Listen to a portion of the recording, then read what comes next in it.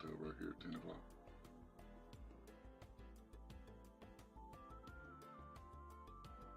Because here they are at the Bitcoin conference again, and it's shitting on itself again.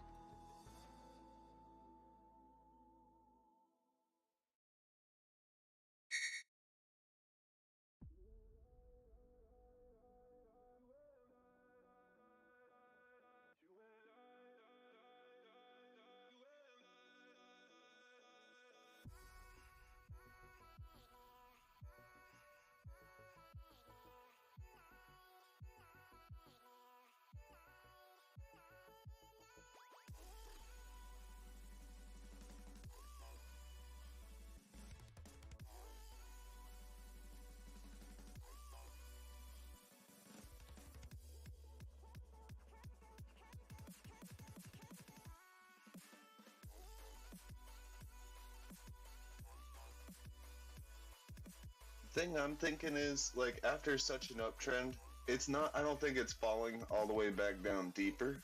I think this is like basically what we saw in September, is how I'm feeling about it. You know how we took a good dip in September before we made new highs in November?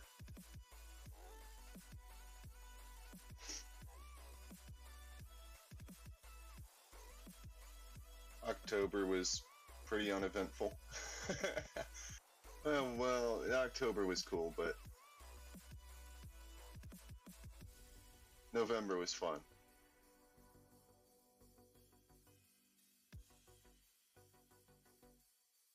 Yeah, October went up. November went up. No, October went more than November, but November was the impressive part, where we didn't expect. That's what it was. Okay.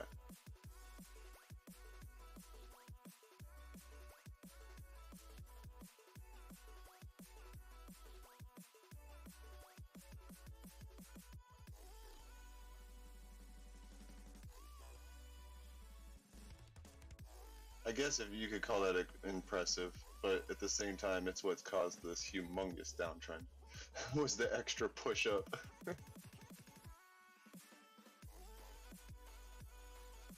It was fun nonetheless.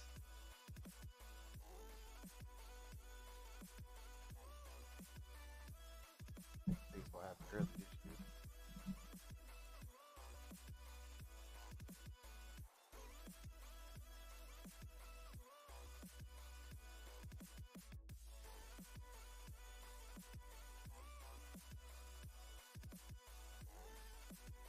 Oh, baby.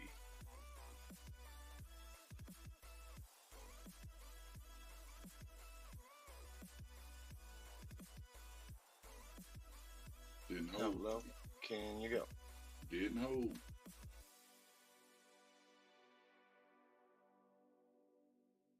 Four, 3, 1, 2 is my next.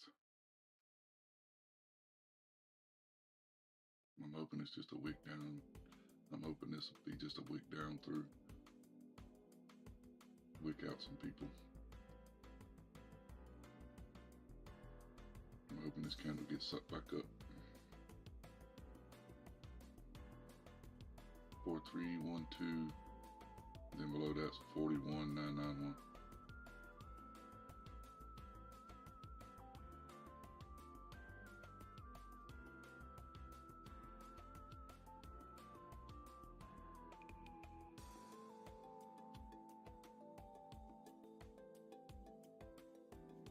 Well, I just picked up my 4 more ape at 1073. You should have waited on 7.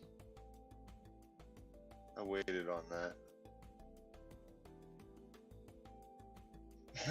I'll buy more. I got the 800 EMA sitting. If it goes down to 7. 619.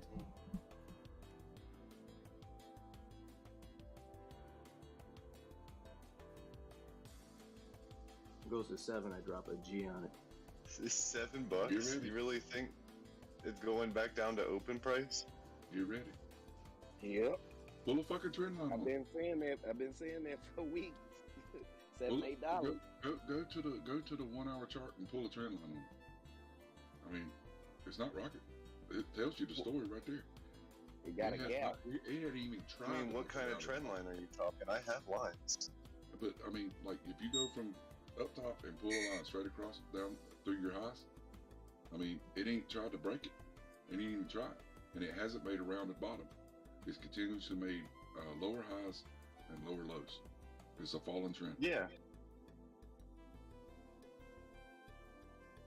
When it starts to make a rounded bottom, then you could get excited, but it ain't even tried.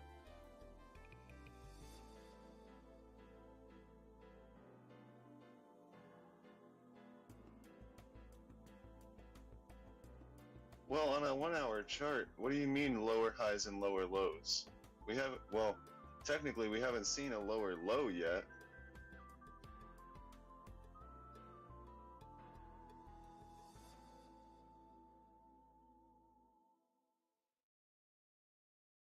Oscillating down. All it's done so far is oscillate down. Charts in general. All it's done is oscillate down since that last push. I mean, I'm staring at my own with trend fibs and all of my. Yeah, you go from $15 back at 27th. They had a high, and then on the 28th they had a lower high, and then it fell like hell. And then on the 29th they had a lower high, and then it fell like hell, and it come up, and it had another lower high on the 30th, and then it fell, and then come up and had a lower high on the 30th later that evening, then fell, and then had a lower high on the 31st, and then it done a cup, tried to do something, but still on the 2nd had a lower high. It has been a downtrend since the 28th. I mean, of course, that's happening. Are you even hearing me? Yeah. I'm talking to myself, aren't I? He can't hear me talking. He couldn't hear me. I mean, we can hear him. I'm not sure he can hear us.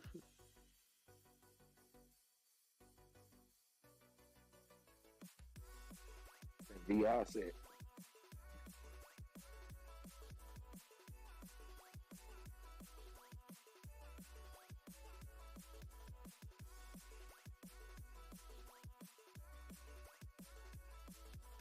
I'm glad you see it though. I never see it anything, but that's why I ain't touched it until they go to 7 or 8. It's going back down. You just don't know when.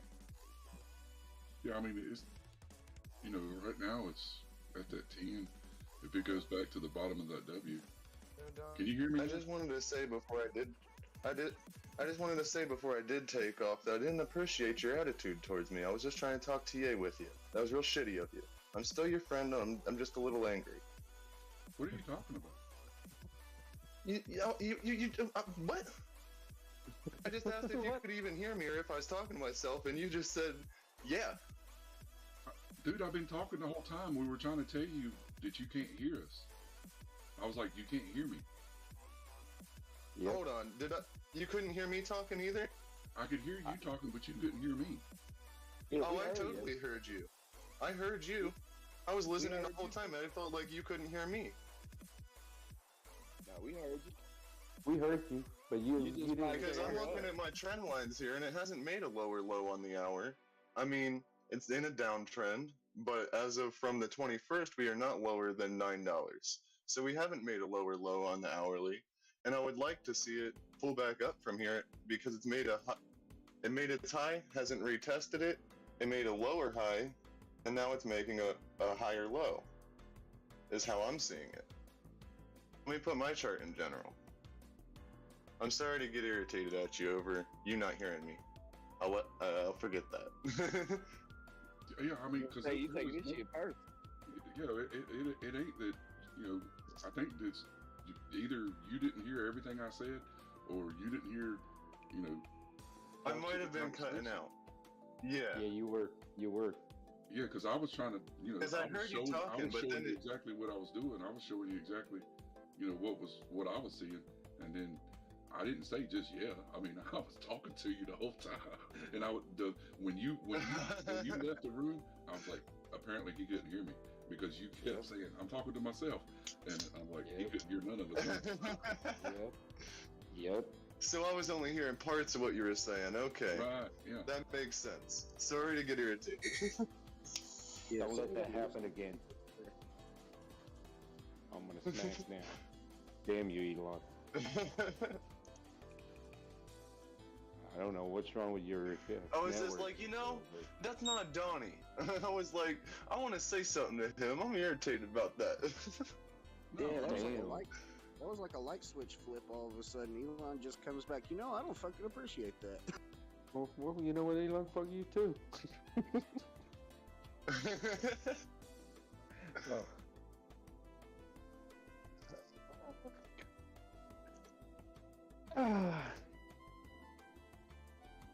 I know the market's going down, guys. Try to get all your feelings and emotions in check now. Yeah, it sucks. I have no feeling. I have no feeling. I am Asian. Yep, I have no feeling. These are shopping days. These are shopping days. I was going to say, Dylan didn't want to get in spill. Here's the time. I am going on a shopping spree. People like DWAC at $100, but shit, it's $40 right now. Damn, I should put that call option on. So, Donnie, I put my chart, it's pretty simple on what I drew and what I'm expecting in general. Tell me if I'm crazy for thinking that could happen. You are crazy. Yeah, I mean. I know that. I try to do some reasonable deal. What I'm looking at is it's a falling trend, and every time we've seen these new coins pull in like this, they always return. It's one of those things that it's just inevitable. So I put my chart in there, and you've got same lines I've got. I mean, because your fibs are pretty much set up on price points, right? So and just no fibs, just support. Right there. You see the 929 lit up on mine. But if you go back and you put one down at the 739,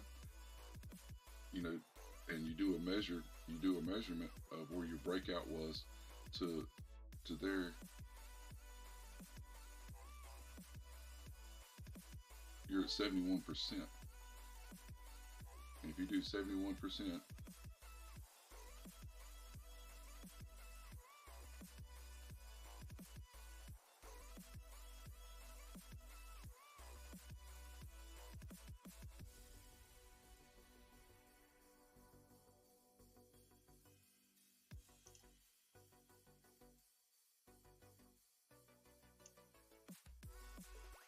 $71% is going to put you around $8.50. Well, even if I just watch it right now I'm already in profit on the 4 I bought. It only dipped down to 1072 and I bought them at 1073.5. So, I could sell them right now, even. Because I followed my charting and just waited on the buy to go through and it hit my line. So I want to watch it. I might just hold them because I traded my TA and let it happen. You do. Diamond hands, baby. And it's going up. Like it's almost back to $11 now.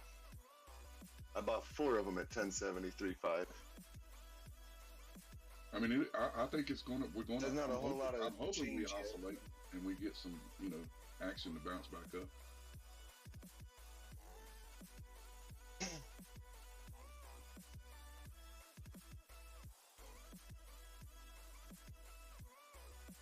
You're just scared at the moment. No, I ain't scared of shit. It broke your line. I'm fucking with you, Tony. I'm just worried about, that sideways action. That 21-week moving average is for real though, and it. You think? Yeah, I mean that's because like if you go. because of these down steps we've taken. Yeah, cause see, now Bitcoin, that candle where it went way down, now it's just a wick. Can you see that on Bitcoin? Can you not hear me again? Yeah. Are you on your Shit. Oh, Are you on your phone? Okay. Elon?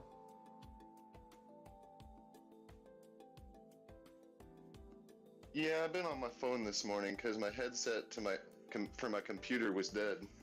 Can you hear me now? Yeah, much better.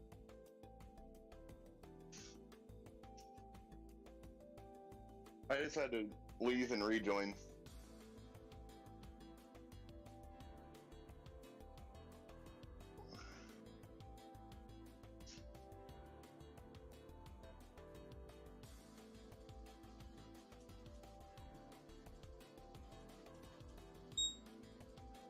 Oh sheesh, I hadn't even looked at the weather. It's already 50 degrees outside here. It's gonna be a good day, fellers. It was 95 in Texas yesterday. I was like, what the hell are you talking about? 95 degrees. Send it up here. I want it. You could have it all. And the wind, too. Jeez. 1 inch I down 9%. Anchor down 11%. Band down 8. CAC down 8. Comp down 8. Doge down 13. Back to 14.88. ETC's back down to $40. Keep back down 8%. LRC's down 9. Matic down 6.5. NU's down 8. Polymath down 10. SC coins down 10. SKL down 12. SNX is down 8. Solano's down 6%. Storage down 10%.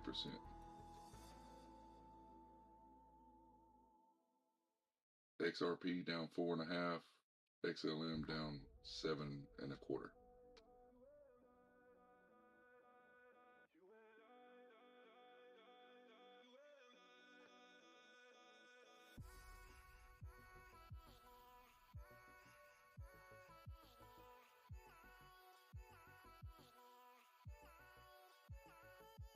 And if I had to guess, Gods is already going on a fucking buying spree.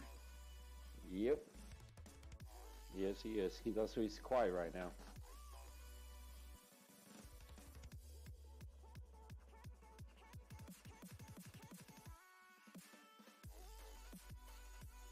Are we live right now? I think we are. Okay, thanks.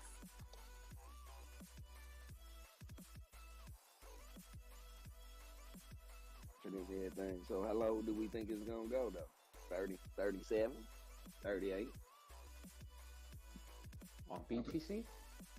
Mm-hmm. If this don't hold, I think 41. Right around that 41, 9, 42 range. If this don't hold. Be battle.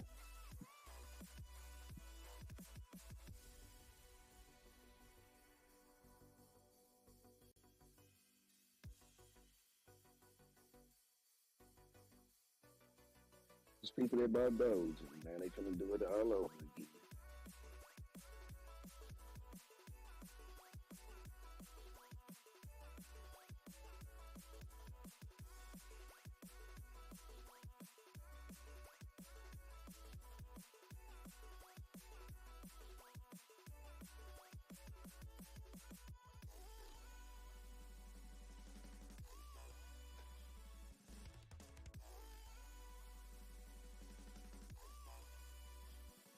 Yeah, the whole market is red too as far as the stock market, so it's all getting pulled down. But like I said, this is what I like to buy. I've been averaging it on my PROG play.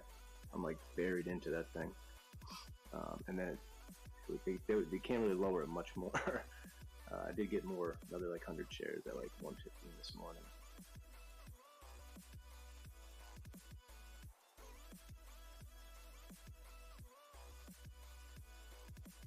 $180, I think, on 300. I mean, on 3,000. So this is where I like to be, down here at the bottoms, nestled in like under the blankets.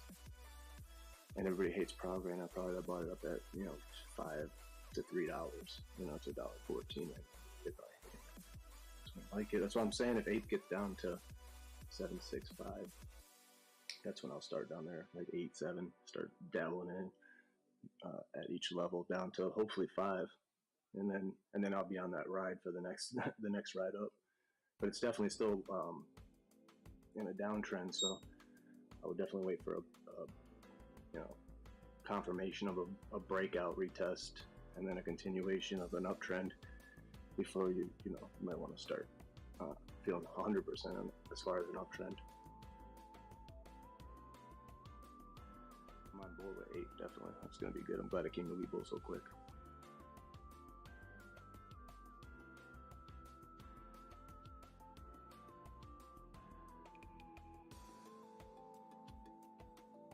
Oh, and AMC too. I started back into my position. Like I said, I sold it and went to 34, and now it's down to 20. Something like that. Let's see, AMC. Yeah, it was 20 today, so I bought another couple. So I'm about 55 shares, over $1,000 at 23. So right around here, I might, like I said, I'll wait for it to go down to 18 as like my real entry point. But if it doesn't go down that low and starts springing back up to like the 30s again, I want to have at least a G and some skin in the game. And if it goes down low, I'll drop more. But other than that, red is buy. I'll even sell some Doge today still. I mean, I'm up 20-something, 30% on Doge since I bought it at 12 cents. I would take some of that green today that I'm already up and move it into some red positions. Maybe buy some XLM if that's going, stuff like that. That's what I'll do. I'll just take my green and push it to red until eventually, once this shit turns back around tomorrow or the next day or next week, all that red shit that I buy today turns to green again. And then I just keep playing with it.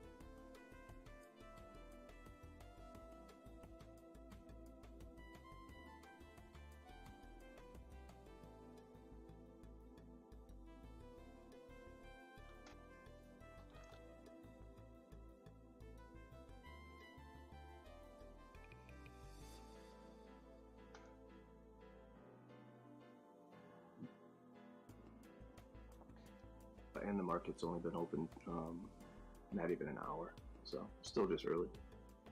Usually after like lunch, sometimes 1 o'clock East Coast time, start seeing a little movement. Maybe 3 o'clock noon time on the West Coast, start seeing a little motion. I would expect to see some turnaround probably today. If not today, probably tomorrow. But right now all the markets are down. It's just how they run sometimes.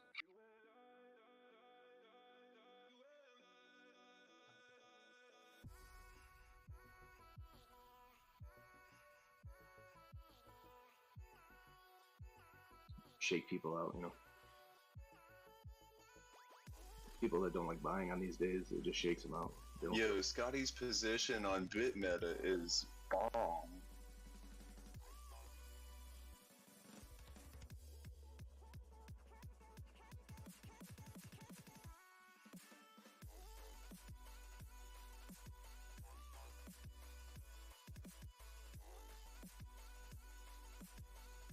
The next BitMeta millionaire right there.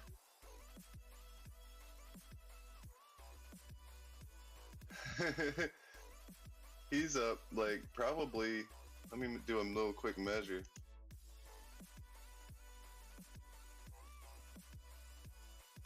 He's got to be up around 120%. I like that. Those are numbers I like. He threw $20 in it last night because he heard me and Doc talking about it and watching it and stuff, and he was like, I'm gonna buy some. And he just dipped $20 in altogether. He was like, it's not gonna kill me.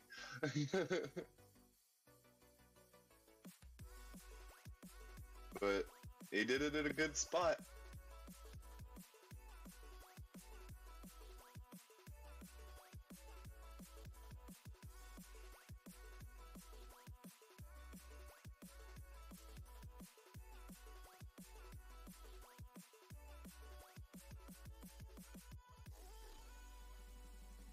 It says Benzinga reported 2 minutes ago.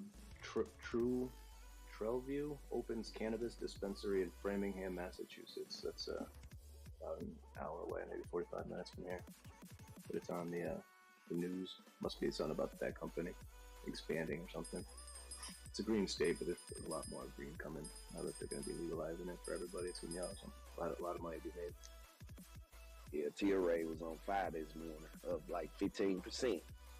I saw that on the FOMO list even. It was up on the gappers. Yeah, I think it's still gonna come back down though to about 6 before it take off. But yeah, that's they still stuck in their position from what, a week and a half ago, 2 weeks ago, trying to see if it's gonna go. Yeah, I liquidated a sundial. Rest of that green I had. I took those profits up at 90 cents, but then I got rid of it yesterday on a little run up. So because I wanted to move that green over somewhere, and that was red. I've been really working this prog. I think prog's gonna pay me nice. Just gotta be patient with it. But I ain't trying to give that money away. I still got decent in there. It's almost payday, dude, but they're fucking real like stingy sometimes when it's time to pay. When it's time to pay people, they fudge shit up and slow shit down, shake people out, just like they just did for the last few months until they started paying us again. You know, but like I said, we're still up overall. It's just they make it look bad, you know. The way they run shit up and yeah, just the way they operate charts, it's makes you want to, you know, feel a certain way. But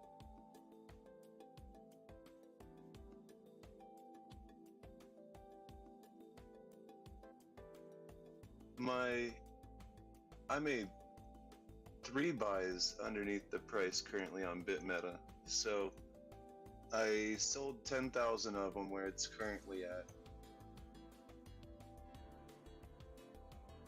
because I could look at my buys on here and it actually shows me like one buy is up $1.50, another buy is up $4 and just almost $4, like $3.40, I guess. Not quite $4. And another buy is up like $4 because I bought it at $5.36, and it's now currently worth $9.35. So across those 3 buys, I had bought a total of 50,000. So I just shaved off 10,000 of them since I'm up on those.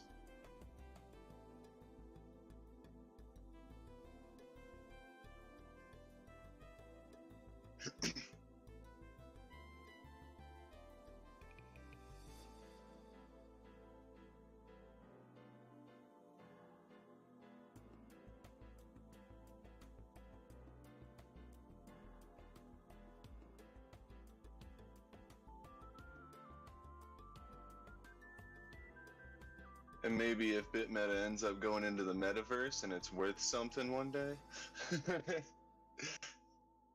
I'll be able to buy cool NFTs.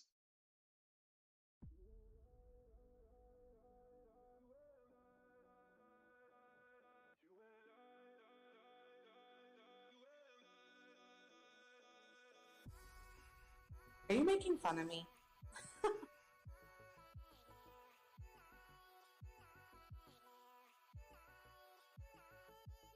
No, not at all. That's just like, that's what the future is gonna be, is just cool NFTs.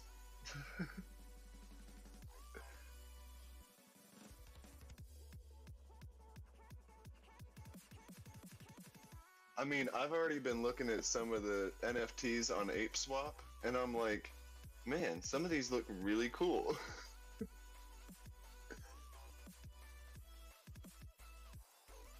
Now, I don't want to pay like 15 Ethereum like they want for them. Or BNB, I mean, not Ethereum, they're on BNB.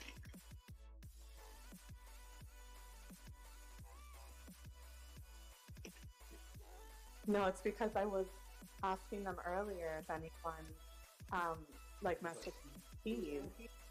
You thought I've been. See who's that?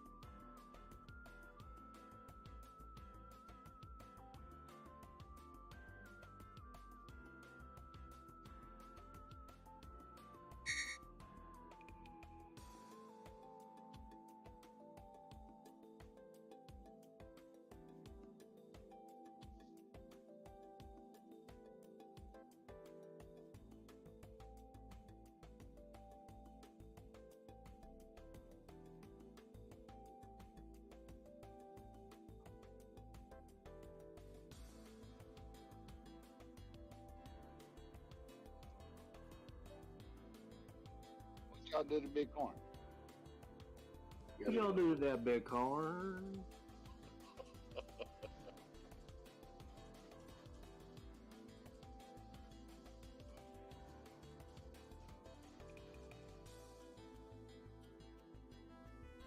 Dropped off my little yeah, dropped them off at another. And man, fucking dude, the Range Rover, Porsches, literally shitload of Mercedes SUVs. You know what their stimulus check went to.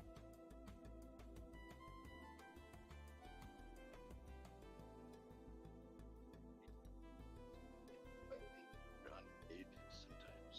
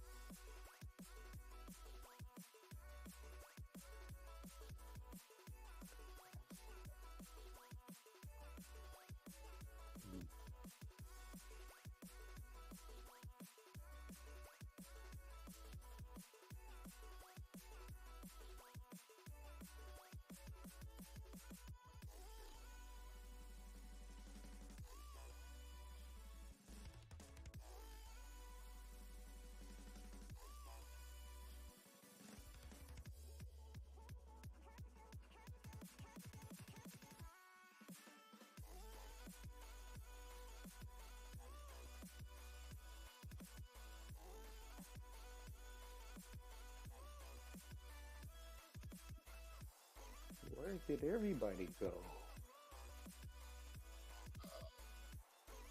What's up, D-Wave? Did I fart in the room and every one of you had to leave? What the hell? I think that's what happened. See, I'm still here, D-Wave. I sprinkle some more love for ETC, Doc. Oh, did you just finish buying like 2 days ago too? Yep. At 42, now at 40. Oh, snap! There you go. I'm still holding. Oh yeah. My bigger bags, so cooled off on accumulating at the moment. Just waiting now. I am buying some, sprinkling some low on the other lower cap ones. Okay.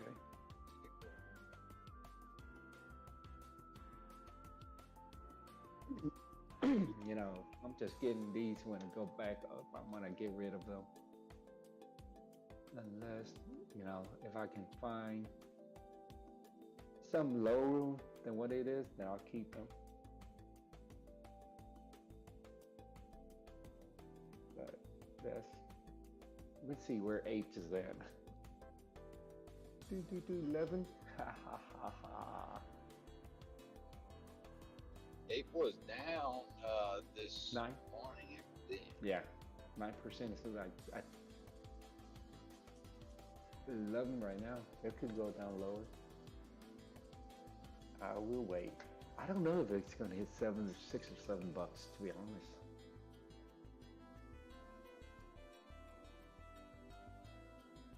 $9, $9.50. $7, I think is a number I have in my head. You think it's gonna get down there?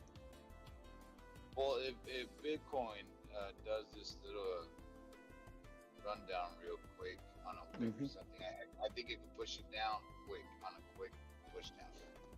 Not Push down, something come that's right back. big. It'll come right back. Something like that. Yeah. Yeah. Let me see. Man, I still don't see that Mina coin. Mina, M-I-N-A, is still in the cancel mode. You see everything in USDT, so they ain't got the liquidity. Ain't no Yeah. money out there. Not with the way the market's right now.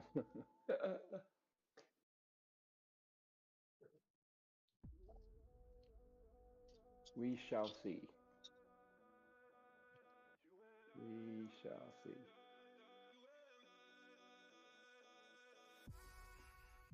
Be honest with you, I think the pump is over with because it went to $3.50-something. You remember about a week and a half ago or a week ago, it was like $2.18 or whatever like this. So I don't know. Yeah. Skeptical. You talking about Mina, Red? Yes, sir. Yeah. Yeah, I was looking at the chart and I mean, wasn't really too ecstatic of the price. What was that? I think I would think that it would go down to 2 something, and then when it get put on the exchange, it would probably go on up, you know. But yeah, I looked at it last night, and it was still at like 354 or something like that. That's kind of, you know, risky. Yeah. I'm about to pull up here to the house. What the hell? Axie Infinity? There was a hack on Axie Infinity last week. Oh yeah. 625 mil was hacked last week. Damn. 625 mil.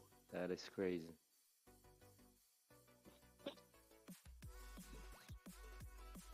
That is crazy.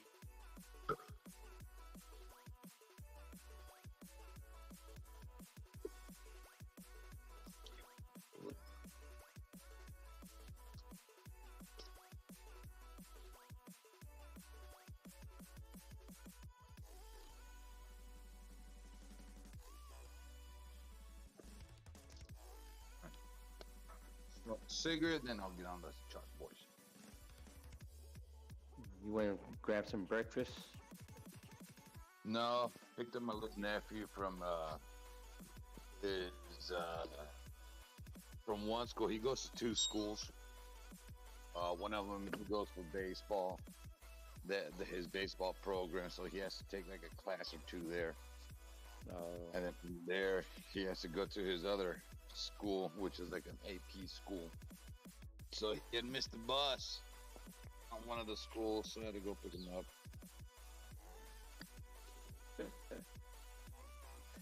I missed my bus too. You want to come by and grab me?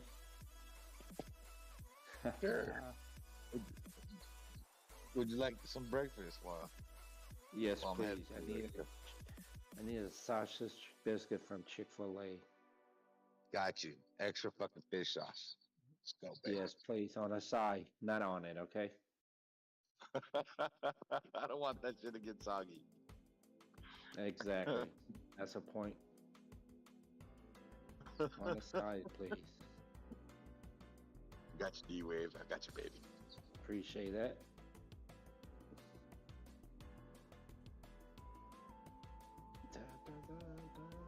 What you looking at right now, Ren? I know every now and then you'll pop out with some coins. What you got going on over there? I haven't been looking at anything, to be honest with you. I've just been scalping the CRP. Like I say, I've been CRPT. Just been seeing the pattern and go from drop down to 54. I ride it up to like 66 or 68. Get out. You know, keep doing it. It's been doing it for the last 5 days, even though it's been in a downtrend. But I seen on the daily candle yesterday it was green. So yeah, that's all I've been doing. And now I didn't remove my position, so I'm just sitting on the sidelines, just trying to see what's gonna go and what's not. Good shit, man. Good shit. Only thing I'm down in, like I say, is Doge and Shiba. The rest of my portfolio is in the green. I bought I'm like at least 30, 40% up, just on a small bag. So I mean, the Doge, I knew it was gonna go up. I was just probably $300 short of me getting out. I'm still stuck at 22, so you know, I know on the next run on up it should go to about 20. And probably do this same bullshit again, go down. But on my Robin Hood bag though, I made good money on that Doge stuff. I had Doge over there at like 12, so. Nice. Right now we on Robinhood we got what is it? Highcroft Mining. It's actually doing a little run here. Yeah, I still got my 5 shares like today. Like when the Fed speaks, I'm looking for a dip in any kind of way. If it go below any of my numbers in any of my positions, I got cash on hand ready to buy down. I just been sitting patiently on the side, taking a little bit of that scalping money on over there. Get yourself some. Give me. Thought about doing a whole bunch of calls this morning though. Put this morning though. Remember when I was saying I should have put that put on DWAC and it was like $75? Yeah. I should have put it out a year from now. But, you know. DWAC's at 43, man, and I know, I would have made money off of it. It's been little by little stair-stepping and sway down. Yeah, it's going back down.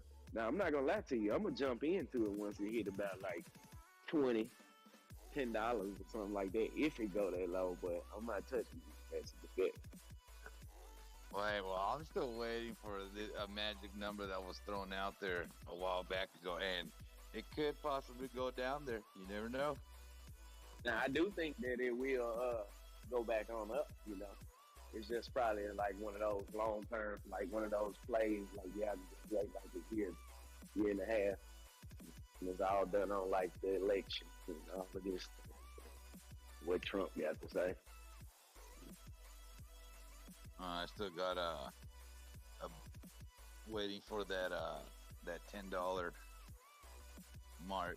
I know shit.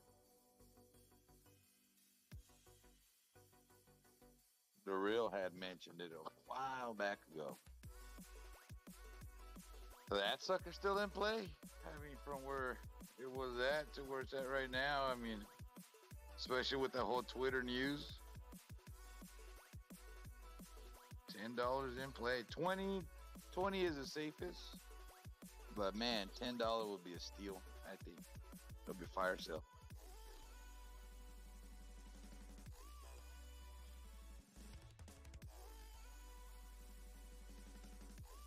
It probably can go lower than that.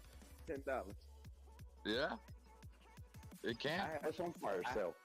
I never seen, if you look at this ticker right here, KOD, I mentioned it before, the guys, the KOD. I have never seen a stock fall 91% in a day. It was at 100 and I think $12 or 20 something dollars, and it fell in one day all the way to $6 or $7.88. And it just happened probably about 3-4 weeks ago. So when I've been looking at it, I'm like, I don't know if it's a buying opportunity. But if you look at it though, it's cheaper than this IPO price. But it fell 90%. The only reason why it fell 90-some% is because they didn't get the FDA approved. But I'm like, damn. So when I see those type of things right there, I'm thinking in my mind, it's like with DWAC, all they gotta do is take, you know, some bad news to come out, it's gonna tank. Like some real bad news. But what bad news could possibly come out? I mean, I think it's going to be a good social media platform. I think people are tired of being censored. But now that you have Elon on Twitter, I think Twitter is going to change itself a little bit. But I think there's still a need for the other platform. Yeah, but do you think with the stock though, all of that information that news about Trump though, besides just his social media platform, I'm just saying like news in general. About Trump? Yeah. I mean, if they were really gonna get Trump, they would already had gotten him by now. I think a lot of it is just like smoke. You know what I mean? That they're playing politics because they're still dragging his name in the mud because of the election that's coming up. You know, but I think for the majority, you know, the people that are siding with them, they already, you know, chose their side. No, I'm just saying, do you think like the stock move like bad news dealing with his presidency, or do you think like it just move off of like good news only due to his platform that he's trying to, you know, be with no politics involved? That's all I'm saying. Oh, is that stock alone, the DWAC? Yeah.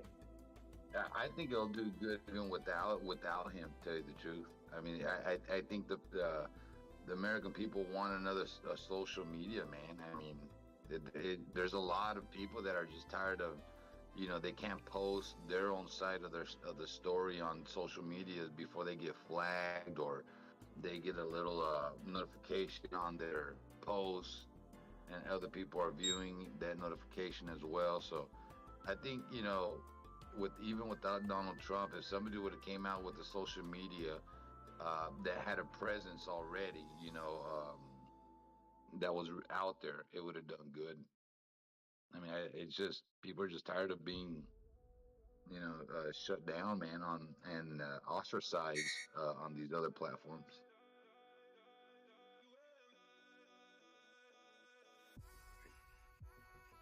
And it's not that if they wanted them, they could have got them already. Remember this, sometimes these things take years to play out. You know what I'm saying? Like 8 to 10 years before, and then 8 to 10 years later, like you like, who gives a fuck? Okay, here's the thing about Trump with Twitters. If he run again, you know, in a couple years, and if he win, they're gonna keep him banned. But if he doesn't, they're gonna put him back on. So just want to shut him up. If he announce he gonna run, the stock gonna run. It's news right there. What's that? He said that if he say he gonna run, they're gonna keep him on run. Twitter. The stock is gonna run regardless, rather, you know, just off of that news right there. Well, I'm talking about as far as they try and censor him. Oh, okay. Yeah. As far as censoring him, if he's gonna run and he win, they're gonna keep him off the Twitters. Now, after he get out, or if he doesn't run, then they'll put him back in. Just watch. Yeah, he shouldn't have no social media account anyway. He's the president. Oh, Right. why is that? Right. Why? Why can't he have it while you talking about the President don't need no Twitter account. So if you're saying he shouldn't have, then why we have all these dictators having an account dead to Americans? Biden don't have a Twitter account. Biden does, but he doesn't run it. Right. So that's what I'm saying. Trump can have one, but he don't need to run it. Here's the difference. Biden can't even walk in a straight line, let alone that he can type anything. The dude's reading stuff from the projector, the goddamn thing. Can't even change his own diaper.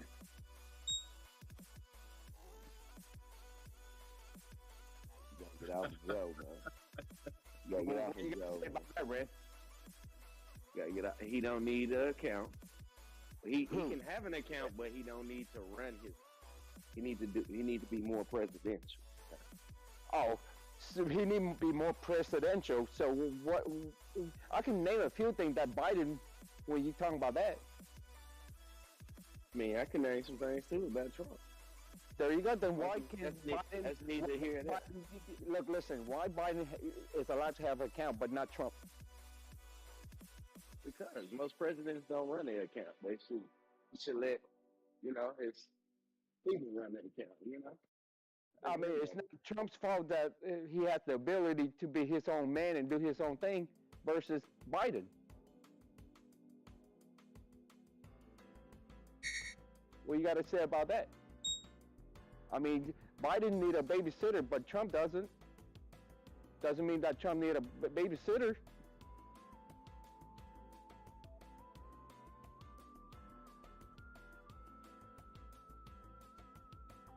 So you can't do that,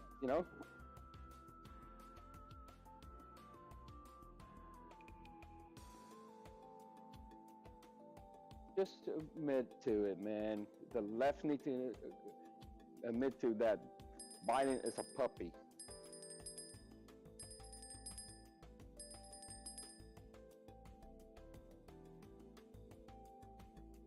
It's ridiculous how the dude in Iran, dead to American, running his mouth on Twitter, he don't get banned. But when Trump opened his mouth stating the truth, they're gonna ban him.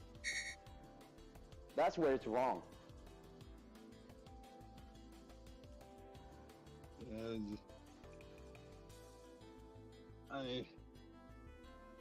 It's a doozy.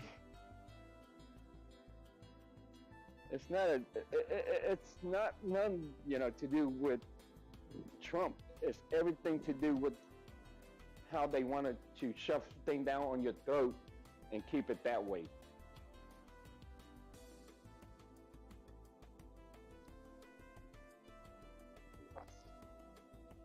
Yeah, it's just. Hey, I hear you, D Wade. I want breaking up. I said I hear you.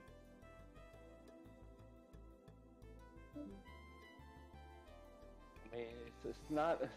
I said I hear you, D Wade. I said I was on the phone. I was on the work phone or whatever like that. So I want you to think I'm ignoring. Oh, yeah. Less time on the Twitter, more working for the people. Well, he can do. You know what? He can be on Twitter and still do more stuff for Americans than old Biden. Old saying we used to say. Not on Twitter, but he ain't doing shit anyway. A lot of less lip and a lot more grip.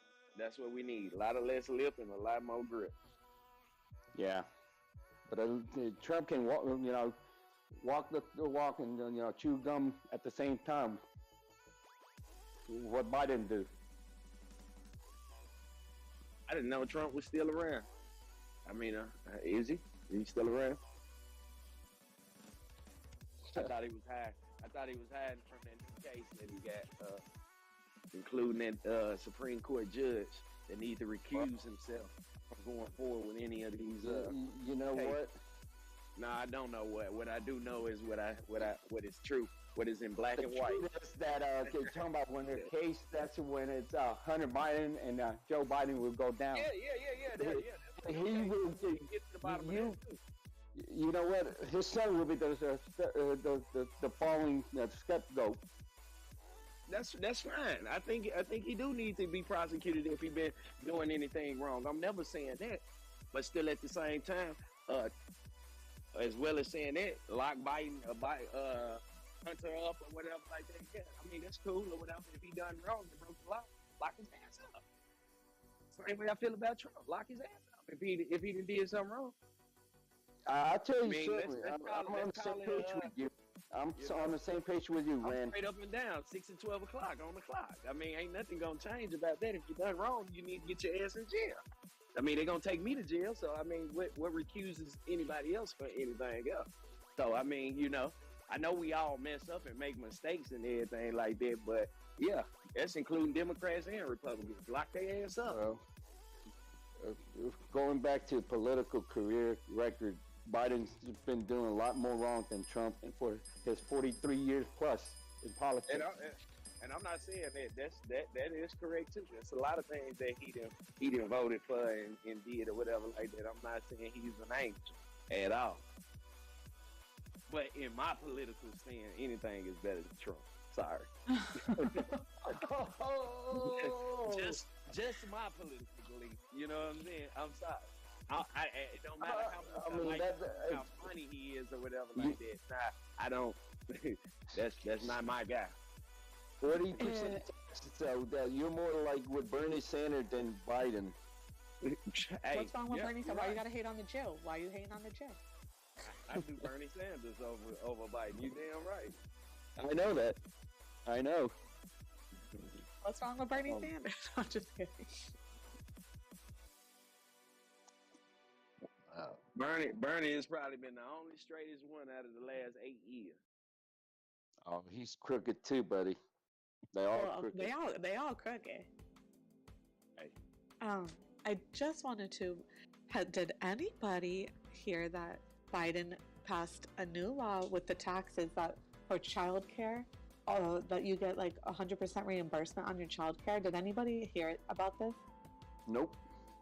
No, I just know that the Republicans are upset is because they said yesterday that he gave them tax credits or whatever like that, and Americans is not knowing when they file their taxes that they'll be getting less than what they should be getting because they took the filed tax credit throughout the year.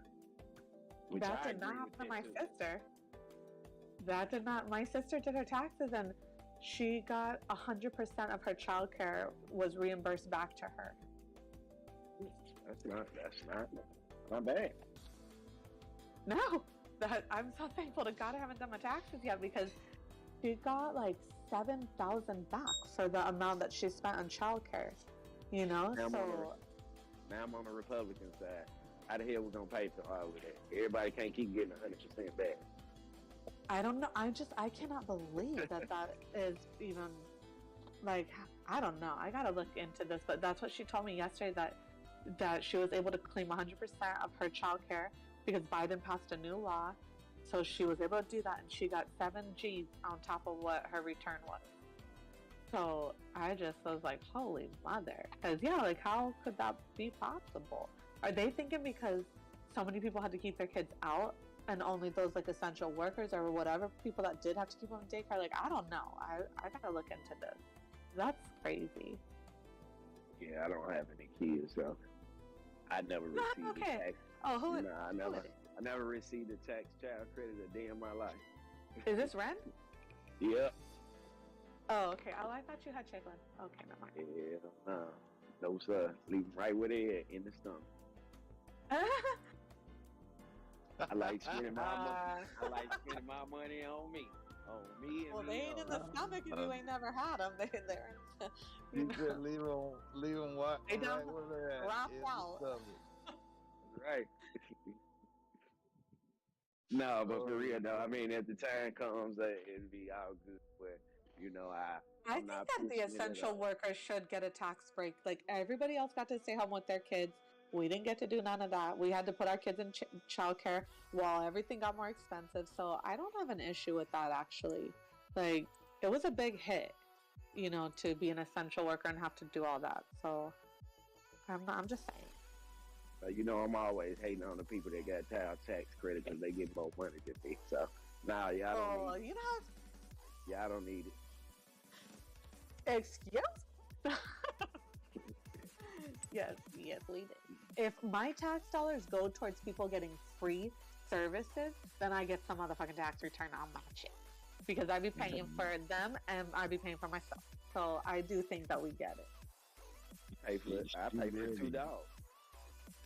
They need to be listed as a defendant. I'm still waiting on them. I used to, and I still do agree, if you do not have kids, I believe that you should get some type of money for not having kids. Huh? I don't know what she said. I'm sorry. Oh, no, you're good. I always felt like that too, because it's like you're contributing to not overpopulating, you know.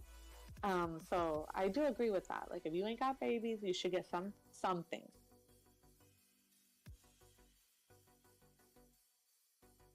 We'll give you an extra week of vacation. That's good enough. Yeah, there you go. That would be great.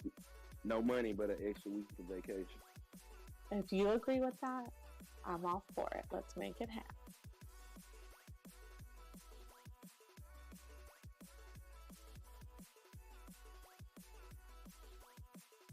So when you sent the picture of the baby with the chocolate all over their face, that was not your kid?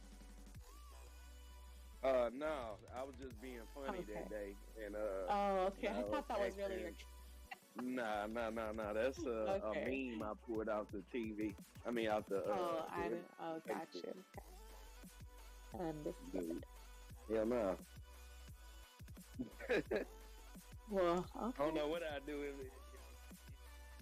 it is something like that. You don't ever want to? Well, I mean, yeah. That's cool if I do have them, but I mean, it's not something that I'm pushing.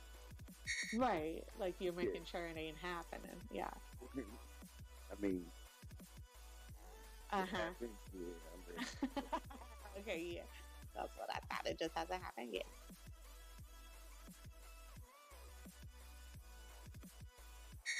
Like that get up and go mentality. I might wake up Saturday morning and say I want to go to Nashville, Tennessee. I won't be able to get in my car and just go to Nashville, Tennessee with no worries. How old are you? 35. I'll be 36 and all. Oh, all right. Yeah, I mean, you're still young, especially for a man. You got time.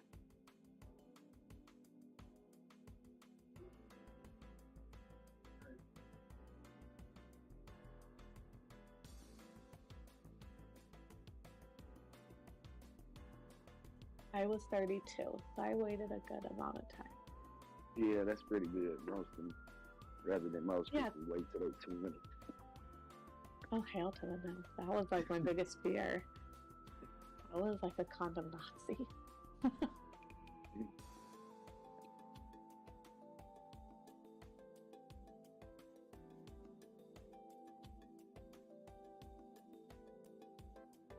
Are you on Clubhouse? No. But when you mentioned something about that, like I listened to YouTube videos. So I thought Clubhouse was just one thing. I was like, damn, because I thought Whack 100 was the only one that was on Clubhouse. And when you say that they had different rooms. Oh, no, they got all kinds of rooms. Yeah, they got all kinds of rooms. Like, it's unbelievable. And, like, there's all kinds of celebrities on that bitch. Like, Tiffany Haddish, she be in the mix all the time, you know? And Snoop, he just dropped right in on the NFT. They were talking about NFT, and they're like, well, you know, we want Snoop or whatever. It was like 3 hours later, Snoop came in the room, and it was really him, you know? So I thought that was pretty cool, like, because the celebrities, they are on there. They're always, like, looking for new talent and stuff, you know? So, but yeah, there's a lot of crypto, a lot of stock market and crypto. People be live trading on the stock market, and then you can ask them, like, to look, hey, can you look at this? And they'll give you back their feedback, you know, and so it's all free. Like, and then they have Discord channels too, you know, so I thought it was pretty cool. I definitely am on there. listening, and they teach you all about crypto and like how to understand more about the the intricate parts of it, Web3, like everything you could think about they have on there.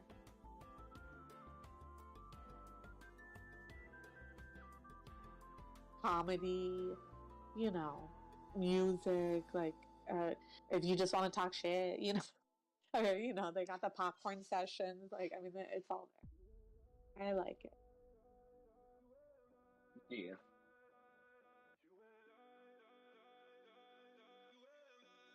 But they be talking to about, oh my god, all kinds of controversial shit, and it's like they be talking about race relations, it's politics, the war. I mean, it gets into some heated conversations. Like it can be a little scary. I don't like that too much because I'm pretty. Yeah, you don't have to do. Yeah, you don't have to do none of that though. I'm just saying, if you wanted to, that's all there too. But you don't have to do any of that. You pick whatever you want to do. Yeah. I'm just quiet, but yeah, if you rub me the wrong way, yeah. I did? No, I'm just saying that I can be very controversial. No, I know. I know how I can be. So a lot of times, like, I just don't say nothing or whatever. Oh, they be popping off. They be popping. They don't, like, I want to hear your cracker ass tell me shit. Like, they this is finger in that bitch. Like, yeah, they be crazy. I'm like, okay, and then they be going off about the Jews. They be going off, about everything. It's like, I don't mind. I like to hear what people think. Is because it's like, okay, like, what do you think? Like, why do you think that? But I'm not trying to fight with them, Yeah, that could be toxic. Yeah. If you let it get a hold of you, absolutely. Small doses. Yeah. It just reminds me of reality TV shows, That's all. Yeah, but some of it is entertaining. Like, I was like, ooh, did they really just say that? I don't know. Yeah.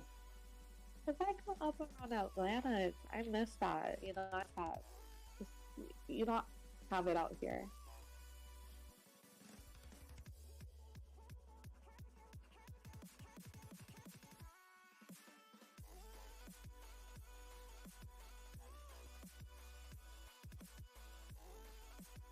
But also all about music, like all these artists. Like I never even heard of some of these artists. I'm like, who are these people? But that's what I like about it too, because it introduces me to a lot of new music that I wouldn't ever know, because it's all like, I said something to you earlier. You was on the phone. What? Nah, I'm at work. Oh, sorry. He's talking to me like he's talking to you.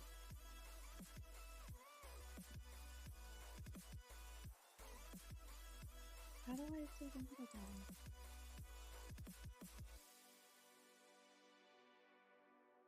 I did post up in one of the chats that our Discord, because people wanted to know more about crypto, so I told them to come here and learn. I don't know if the people can come in, but I hope that's okay. No friends. Because I thought that Thoreau wanted, to get more people in, and see if, they wanted to learn and like maybe tip out and pay. But if he doesn't want me doing that, then I will not ever do that again. Do what you're supposed to do, girl. Do all of it. Is that him? Is that Debra? Okay. I just want to make sure, because I did. Because people asked me about it, and I said, well, look, I'm in this Discord. They be teaching. They're on there, almost 24/7, and this is one of the best, sources that I have. And I put a link into the channel chat for your Discord, because I'm trying to get you more people in. Hopefully, they were like, well, do we have to pay? And I was like, well, no, you don't have to pay, but there's a tip jar. So if you wanted to, and then everybody's like, yeah, that's how we like it. Like, we don't want to be forced, but we're happy to pay. If it's legit and teaching us and we're making money, then yeah, we're happy to pay back. So that's how I pitched it. It's just like, well, yeah, I said there are people from all over the country, all over the world, all different background, like everybody in there. So I was hoping, and then I saw like the next day I saw all these people come in, but I was like, I don't know, that looked a little spammy. So then I'm like, I don't want to be really keen. But you obviously, if you see like they're not coming in, they're not talking, then you already know, like, all right, these people are. You know, you don't give them special roles there. You know what I'm saying? You limit their accessibility. Y'all got the permission to boot people the fuck out here. Okay. Oh, okay. Thank you. Because I will avatar the fuck out of this Discord. You know, I just needed the A-OK on that. So yeah, A-OK. Okay. Yeah, because I think this chat house is a good area, so I'm gonna do that more. I think I would like to start a chat house room in there, but I don't want to represent your brand, you know. So I'm just thinking, I know you're busy yeah, just start it up and then just send me the access to it. I'll get on. Yeah, that's what yeah, exactly. Like I'll get it going, you know, I'll set it up and everything, and then we'll bring you in so that it's you and your brand, because it's a lot. You know, I'm just gonna say it's a lot of black folk, you know, and I don't want. I would much rather, you know, like you be representing your brand. You know what I'm saying? Because that's just just send me the access code to the account. I'll jump on that motherfucker. Yeah. All right, I will for sure. Or you know what? I'm just gonna make an account for you under your brand name, and then I'll give you all the information. Like I'll obviously be able to get in there. Make sure you got access to it though, so you can do the posting. No, that's what I'm saying. Like, yeah, we'll both have the same access. Like I'm just gonna create like a cryptex.protonmail, you know, email to get it started, right? And I'll send you everything for you to get in, and then I'll be able to get in as well, and then you can make me like a mod. So if you're not available in the room, then like you can make multiple people mods, and then we have the ability to like kick people out, mute people, but we're also responsible for like keeping the conversation going. So that's what I like about it, is like you can create an entire like platform for, you know, and you can utilize your mods in that area too, and you can link your Discord to it as well. So it's just going to bring in more people, you know, because a lot of people are on that app that are not on Discord. So.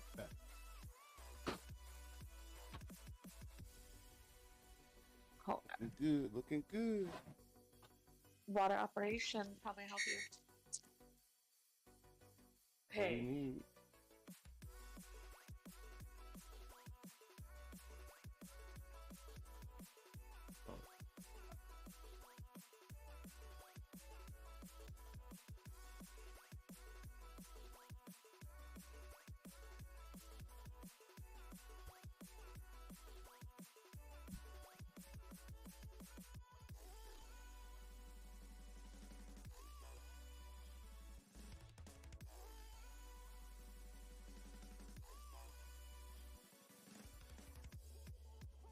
All right, so my main boss is out of town all week, so I'm gonna work on that, and I'll get you all that information. Okay. Okay, cute.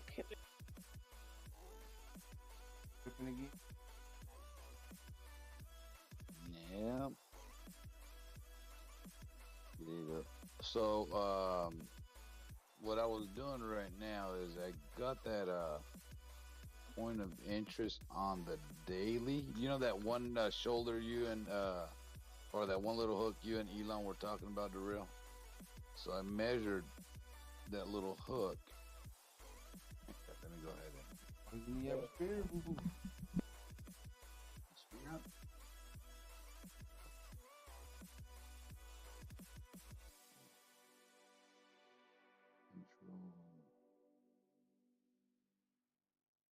All right, so I don't know if anybody wants to get on my chart here real quick so I can explain what I'm seeing here. Coming on down. So back here on this little hook here,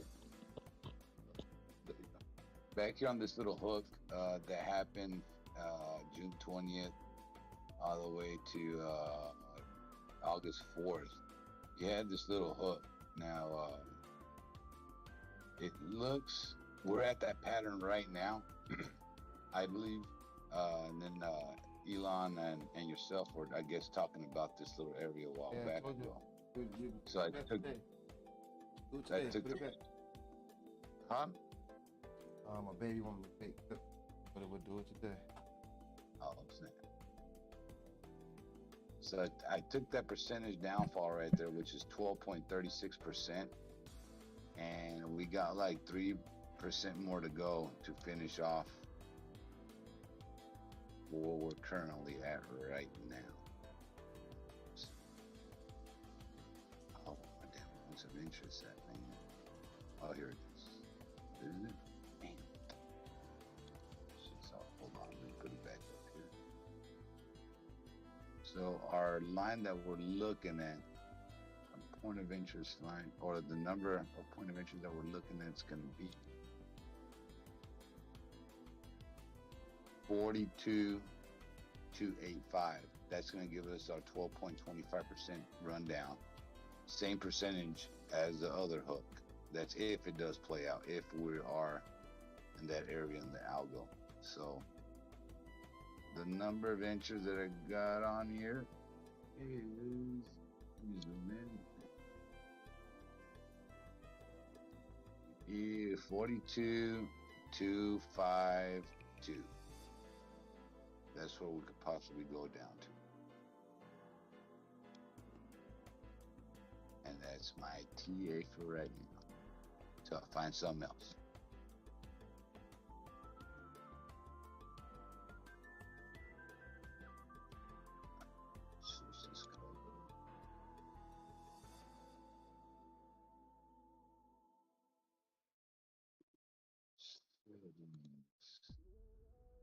Got your lines marked.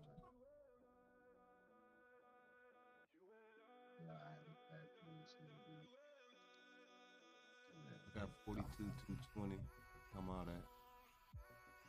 You got 42,220? Oh, good shit. I was saying that number, I looked in that area.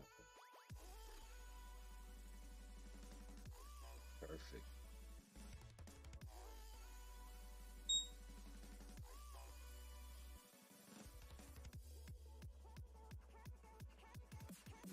We still have what? Let's see. We currently have 5.45% at the current price on downward movement to hit that. So I wanted to stop at 436 for my 8. 436. All right, so on that I got 43585. You right there. I'm for 436, $19. Oh, okay, yeah. And so on my chart, I got that sucker as a 100 EMA for the daily. 1 hour with it. Yeah, that shit work. Yes, sir. It all fucking intertwines. I think we got him though. I think we got him. I think so. You got 700 chances. If the one don't work, the 8 will. You hear me? Putting up the mortgage, boys. Let's go. Let's fucking go.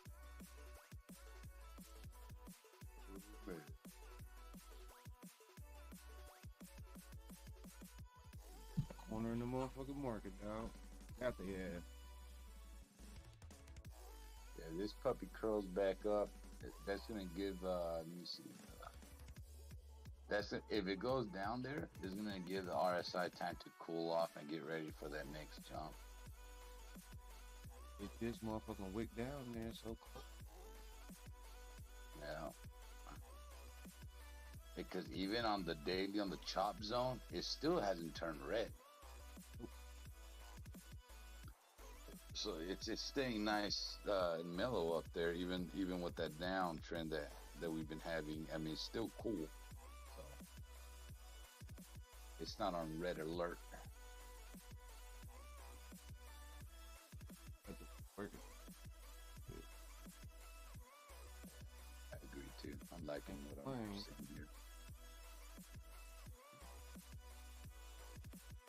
Liking what I'm seeing here.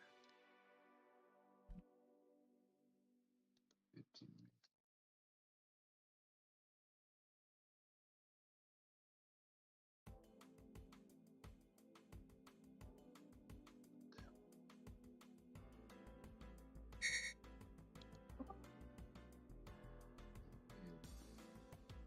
Right back. I'll spit this.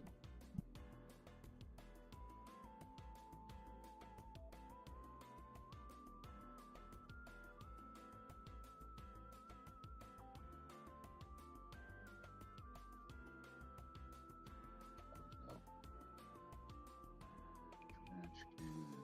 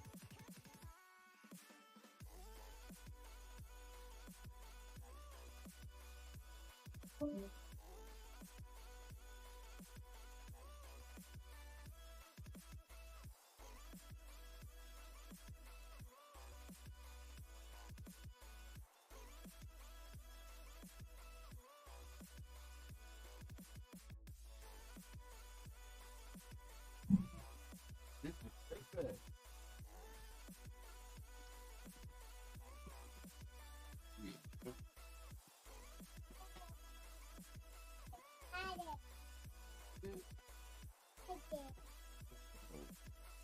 Steve. He said, I did. I did.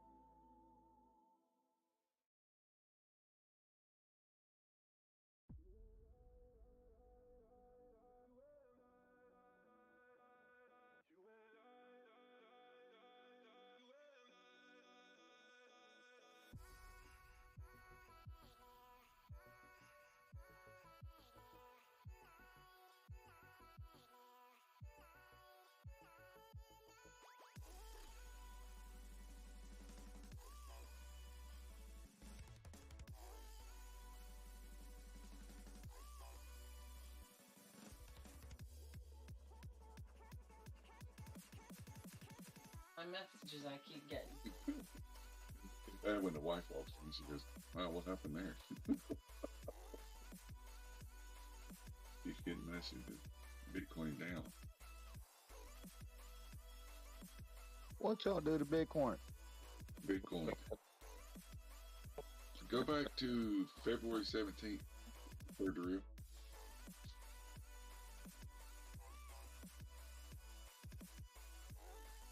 I made coin on a comp out of Bitcoin. One hour chart, February 17th.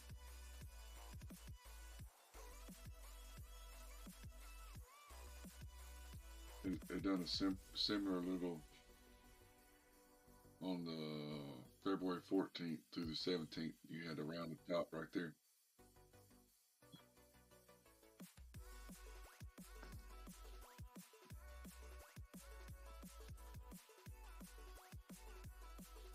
And then it poop. And it poop. And it poop.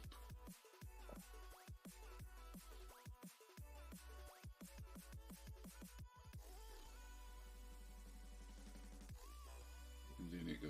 Boom, boom. And then it went boom, boom. And then it went to around the top. And then it poop. And it come back down to 38,000. But you think we're there on the algo right now? I think it poop. Huh. I think we rounded top and it poop. Yeah, but we also had a rounded top back here too, and it didn't poo though. This is.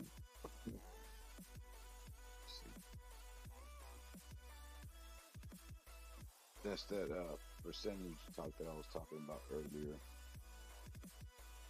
Hold on, put this shit up. Back here on June 30th, June 27th through August 5th.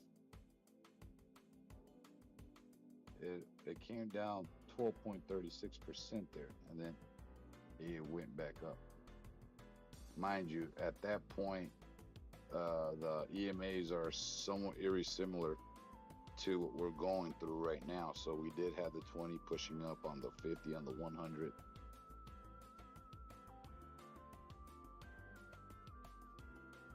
That's where I think we could, if we fall out of there more than 12.36%, then yeah, we could be heading down.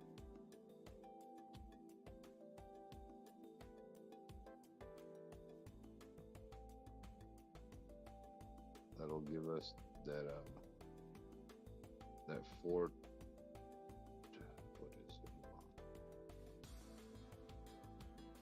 it? Right now, you're at 11.47 from our high of 48,111. Yeah, the bottom number that we're looking at is 42,252 is what I got. Yeah. To do that down. Yeah.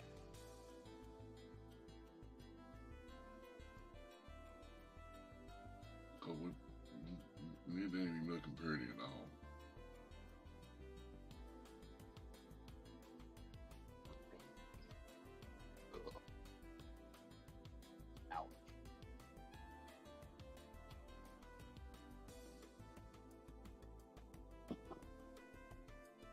Fucking Jasmine sticking his nose out of her going, nah, nah, nah, boo, boo.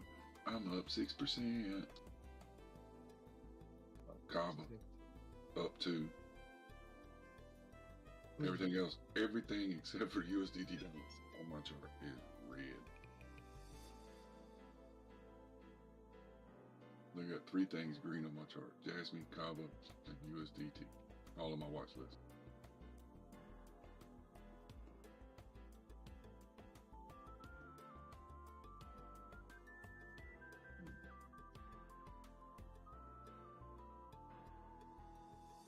Yeah, USDT dominance is up 4.27%.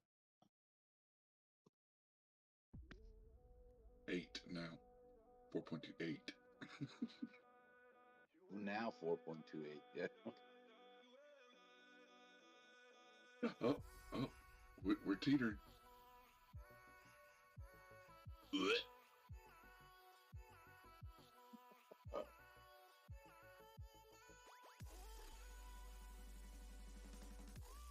Hey, real, let me hold about $210.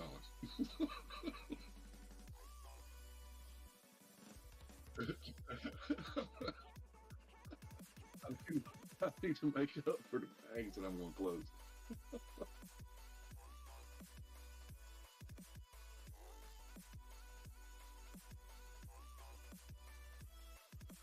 I see that, but I'm just, the only thing that's got me concerned is what the play that's on the USDT dominance. If that USDT dominance plays, it is going to invalidate what we're looking at. I see it. I mean, I see it plain as day. But when I go look at that USDT dominance chart and I look at the breakout that's possible there, if that plays, we ain't got a chance.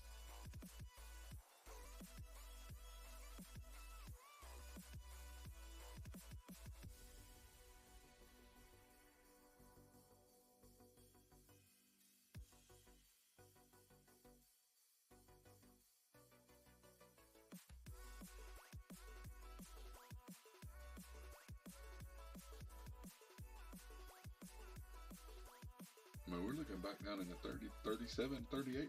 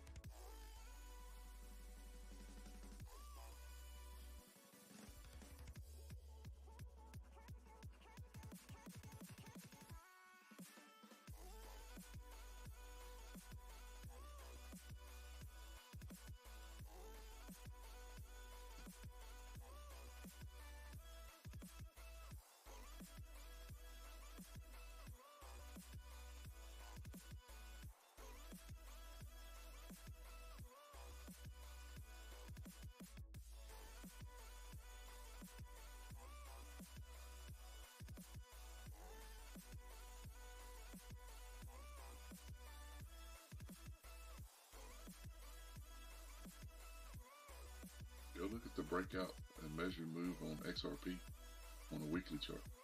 Look what it's flagging out to do. I mean, it's like, what in the hell?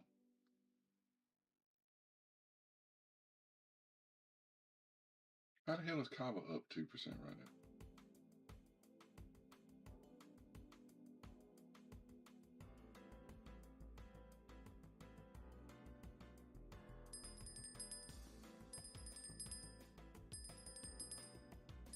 I mean, there's some bass out there, man.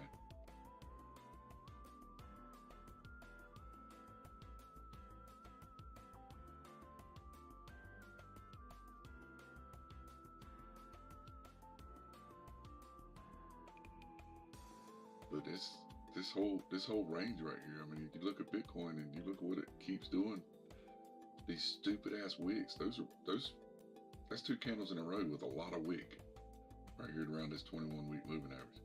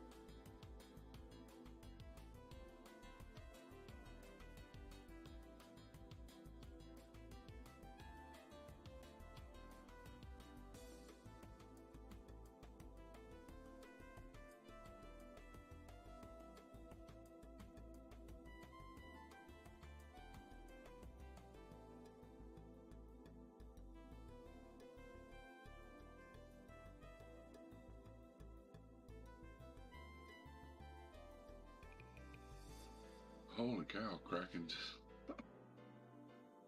Trade and stake SCRT for up to 21% yearly reward on Kraken.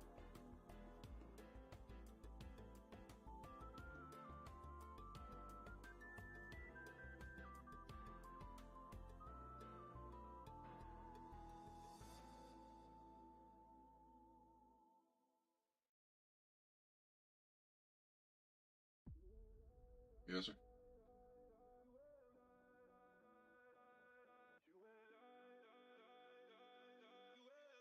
Right.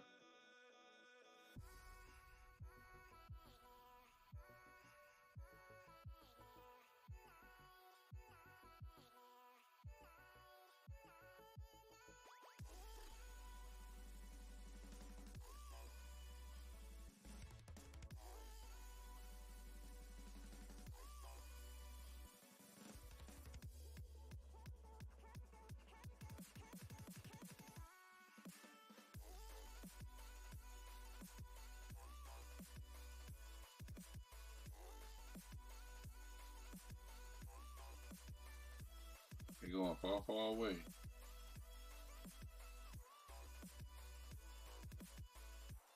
And this thing, the FOMO that's going to happen when that goes.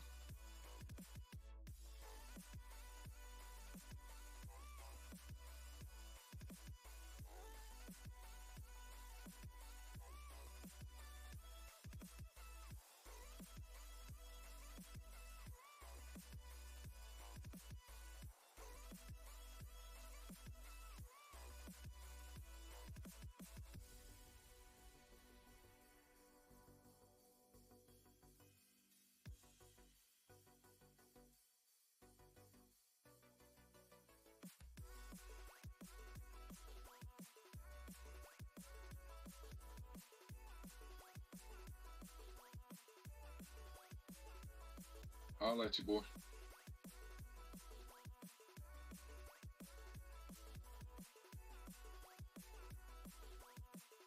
Getting close, ain't it?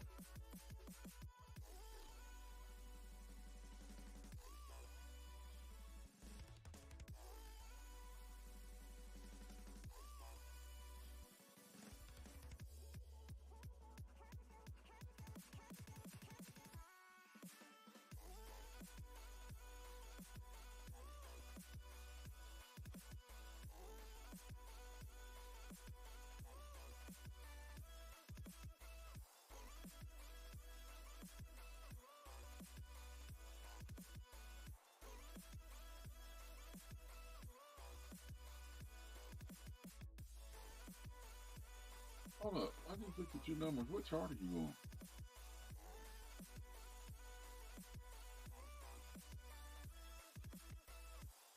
US dollar. USDT. US dollar. What the hell?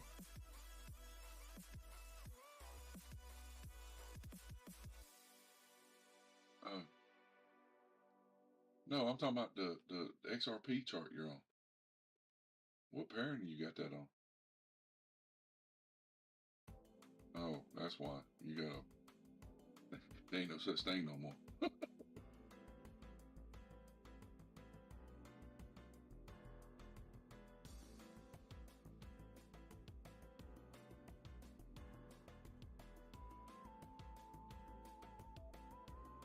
And when you do it with like a USDT chart and see, you're going to see the exact same thing. That's what's crazy. The play's actually a little bit bigger on USDT.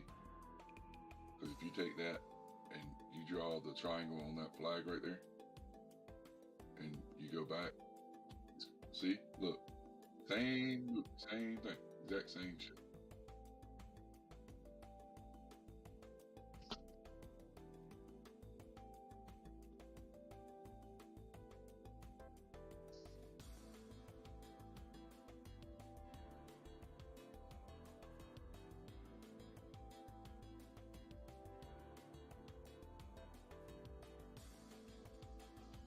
See that flag?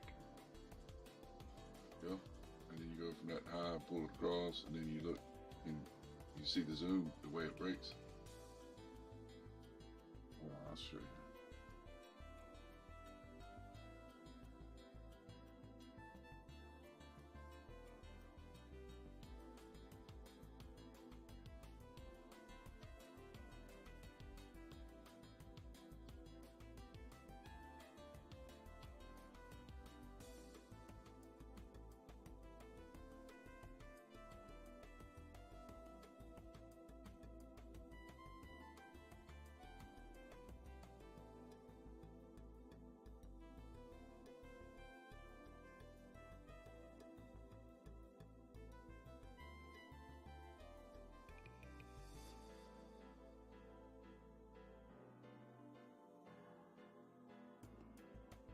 Uh-huh.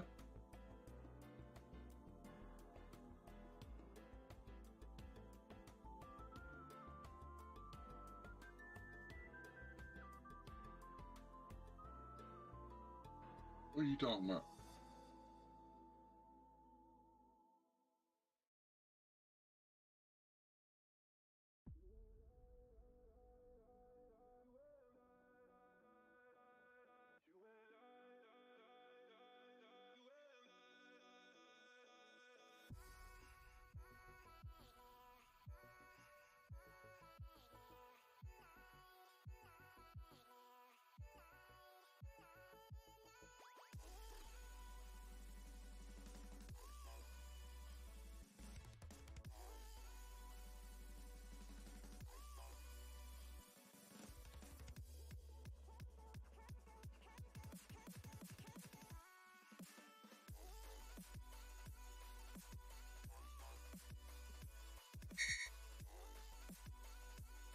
Oh.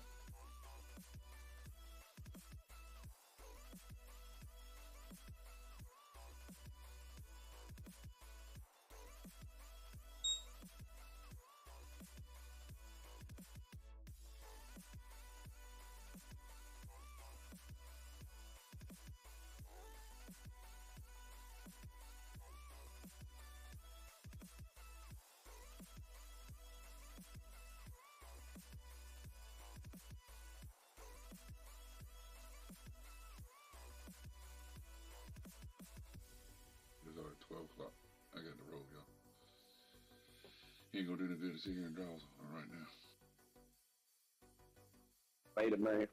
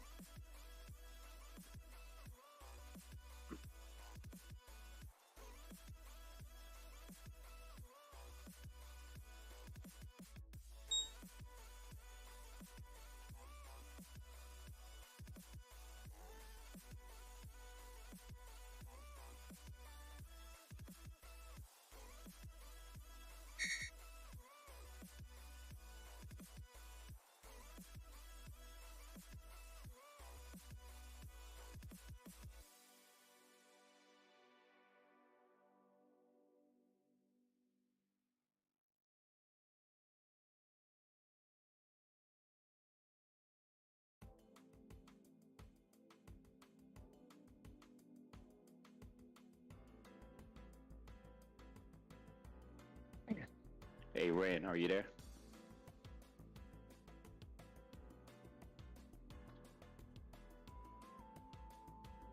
Of course, buddy. What's going on, man? Hey, just FYI, Mina is in auction mode.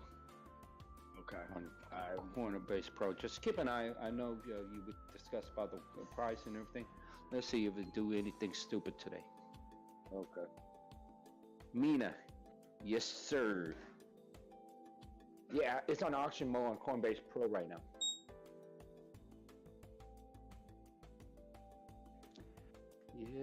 Yep.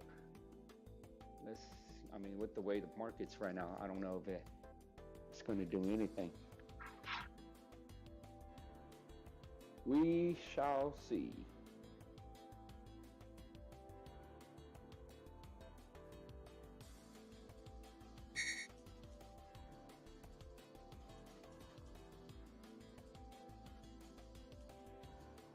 Thank you, D-Way.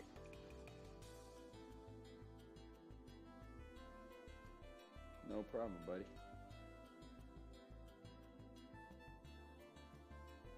Good.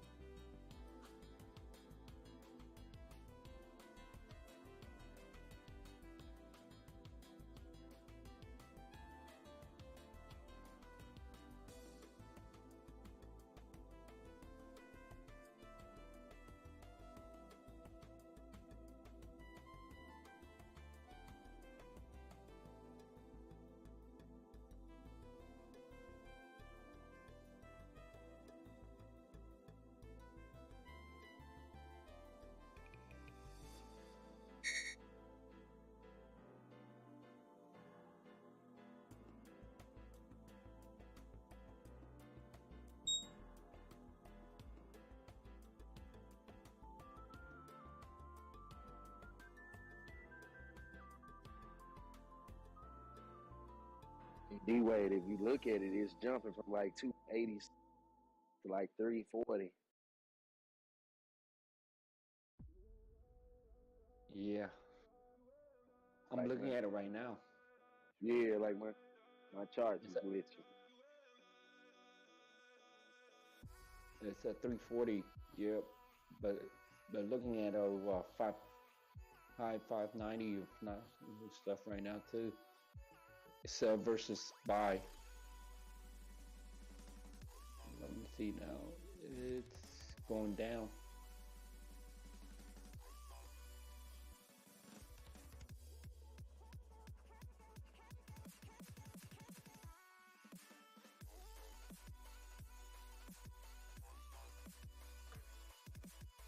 Got a lot of sales though.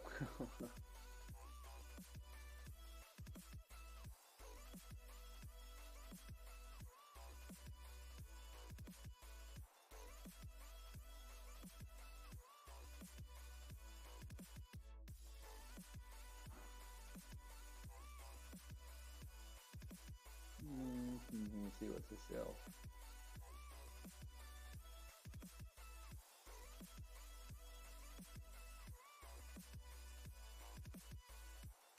$344.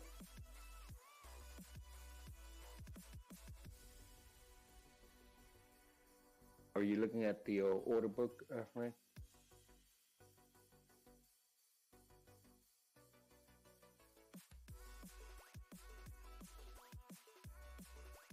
Nah, I got something going right now. So I'm gonna be right back. Roger that.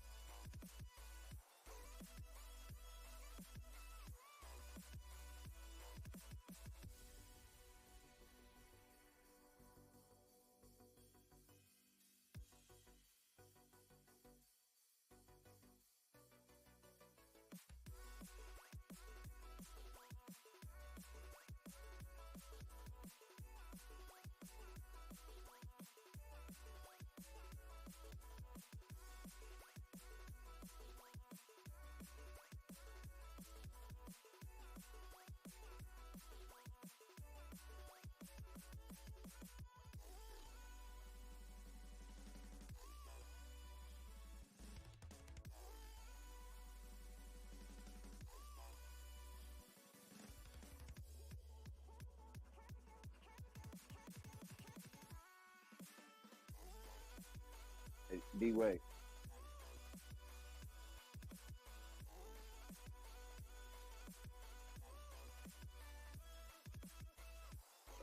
What's up, Ray? Yeah, it just opened up. I seen it. It wicked up 3:30. 3:30. Yeah, it opened up at 3:30, and it went as far as $3.60. Like I say, that's kind of an iffy one, man. 'Cause just a week and a half ago, it was at 250, 218 or something like that.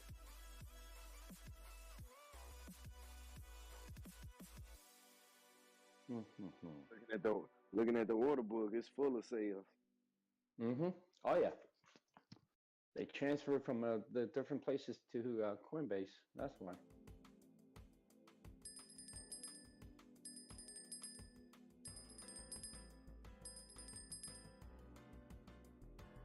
That's just crazy.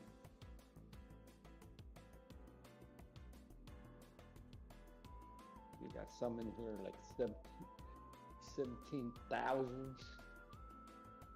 Let's see what else is in here. 10,000, 14,000.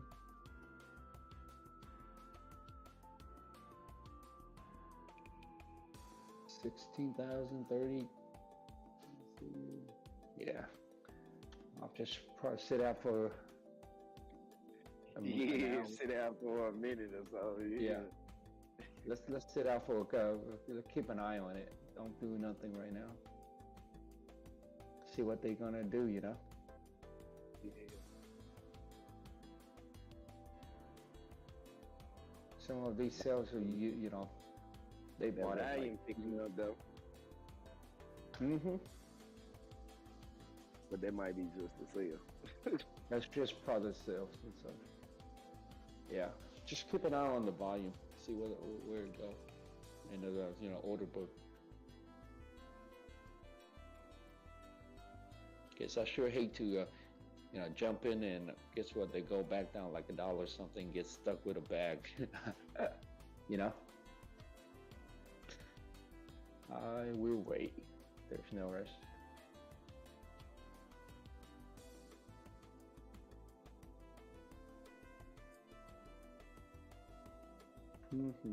It'd be interesting.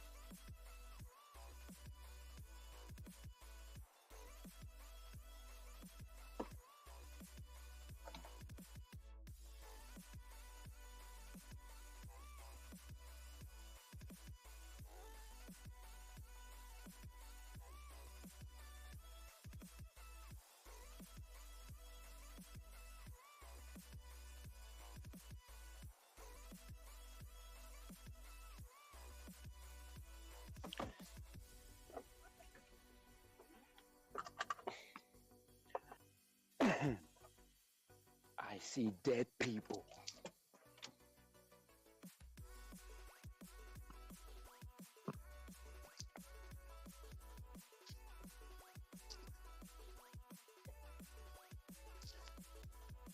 All right, let me wake up. It's Wednesday. You made it this far, you should be alive and well.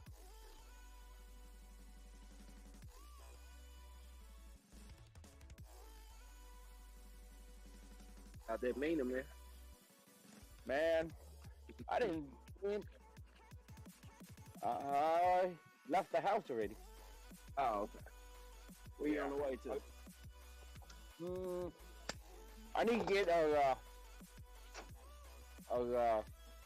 water faucet vacuum breaker for one of my water faucets outside. So Home Depot again? Hell no, I'm done with the Home Depot and Lowe. I resigned from the position already, bro. Right, so what's the newest spot? Apex. I went there, you man. Yeah, it's at Apex. Is like some outdoor supply. I went there a couple times, man. They only have a 3/4, which is that's what they carry around here, you know. But the one I need is like an inch, so I have to go off track, you know. Forget about Lowe's and Home Depot. Right. You know, so I have to go to this mom and pop shop. Cost me less too for this original part. Cost you less for the original part? You know, the one that they have at Lowe's and Home Depot, right? It's 3/4 of an inch. Mine is an inch, and they sell sucker for $34 at those two places. $34. Can't beat that. Yep. Can't use it. So I'll call this place up. They say they got it, just like what I have, for $22. $22 versus 34. Yeah, versus 34, which it doesn't fit my water faucet. What a POS. So I'm on my way to that location. I'm gonna pick me up too, just in case if the other one in the back, you know, start acting up. Just a spare one, you know. Right. So I'm on my way up there. It's nice blue sky here in North Texas, but windy as fuck though.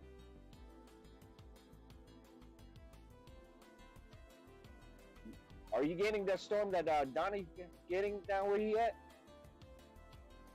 Yeah.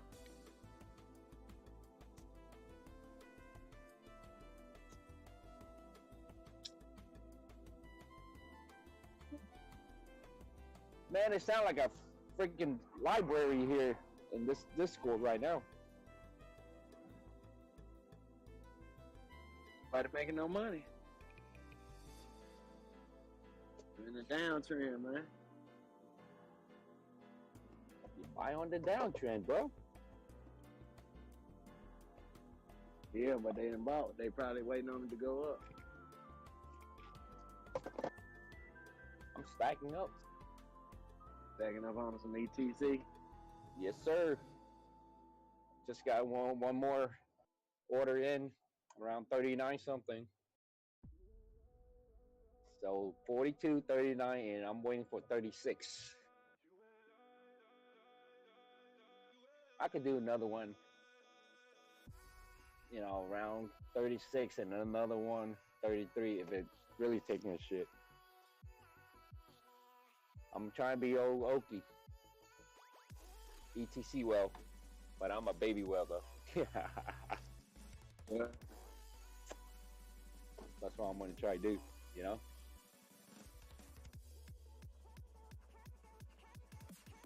Damn. Nina's taking a dump. $3. Where is it right now? Yeah.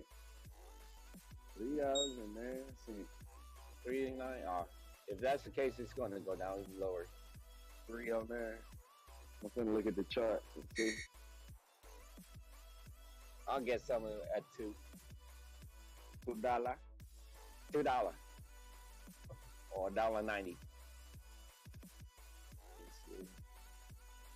I'm doing what Doc does. Going to those thrift, those low market Capricorn. Yeah. I'm doing what Doc does. Going to yard sale. What you say? I say, yeah, the low market caps been, where you can make more money at. Yep. It's just a huge risk. It's just like a penny stock. Yeah. I like those penny stock. Me too. All you need is 1 or 2 of them to hit. Yep. Penny stock make me some money too, before. So.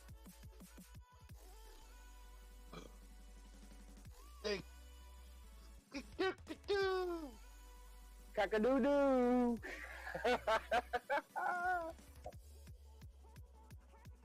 Oh man. What are you up to today, Doc? Not a damn thing. Just looking at these charts and trying to get all my ducks in line right here for these poo coins. See how much I'll be buying soon. Oh shit. I got some new ones on the list, so I'm just keeping tabs on them right now. How much they're gaining holders, losing holders. Yeah.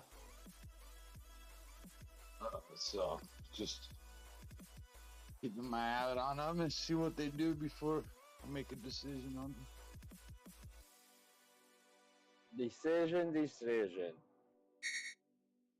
Mm-hmm. Yeah, some of the boys been bringing us some pretty good coins, so. Oh yeah. So we're Bitcoin at right now. What y'all do to Bitcoin? Hell, I make corn on cob. That's what I did. Man, oh man. So, is Oki flying out today? Did he say that last night?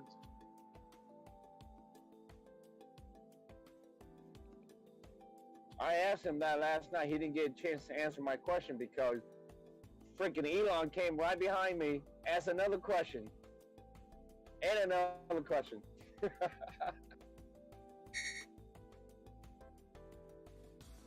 Next time I ask a question, I want to mute Elon.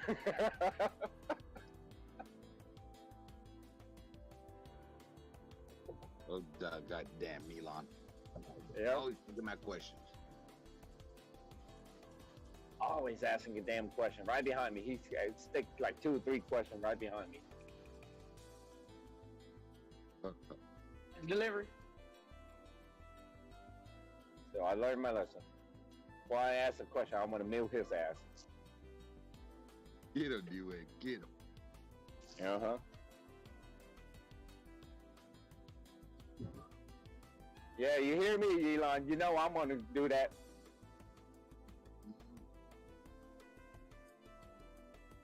He ain't holding nothing back. Hell no. Nothing back.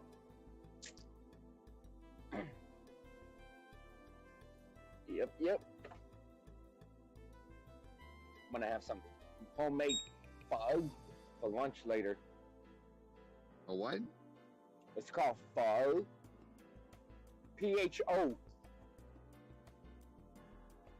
It's noodle. You can have it with chicken or beef. With meatballs and stuff in there. It's good, trust me. You suck, D-Babe. You suck. What? What'd I do? Oh, you better give me some pho. Homemade. Oh my God. I'll take a picture later, show you. Doc doesn't know what it is, folks. Oh my God. He need to come towards our way, London. I do. You know what I had yesterday that was really good and I want it again? It was a blackened salmon salad. Like nice. Salad. Oh, that's nice. Oh my God. That sounds good right there. I know. I want another one. Captain D's Oh, what? No. Can you make me a lobster piece? Captain D's. I'll have one of those. You know, whenever I have my pho, right, London, I'll try to find the biggest bowl in the house. Get a mixing bowl. I'm talking about big bowl. The No, biggest I bowl I have, can. I have the big kitchen ones that are like ginormous. You know, when they mix large batches of shit. Yeah. Oh, wow. That kind of. That. I don't think you could eat it all. You can give it a bit of a go, though. I'll probably knock 3/4 of them out. I might not have to do it all, but shoot, 3/4. You know? Man, it's like, it's gotta be like a. I don't think you could. I don't know. I'll take a picture of the bowl. Dude, I want to see how big it is. Okay. You know, Doc probably never had pho in his life. But I bet you once he Yeah, did. but you know what? Some of us have never had like intestine wrapped guts. Right? Like bacon? Y'all crazy. Y'all crazy.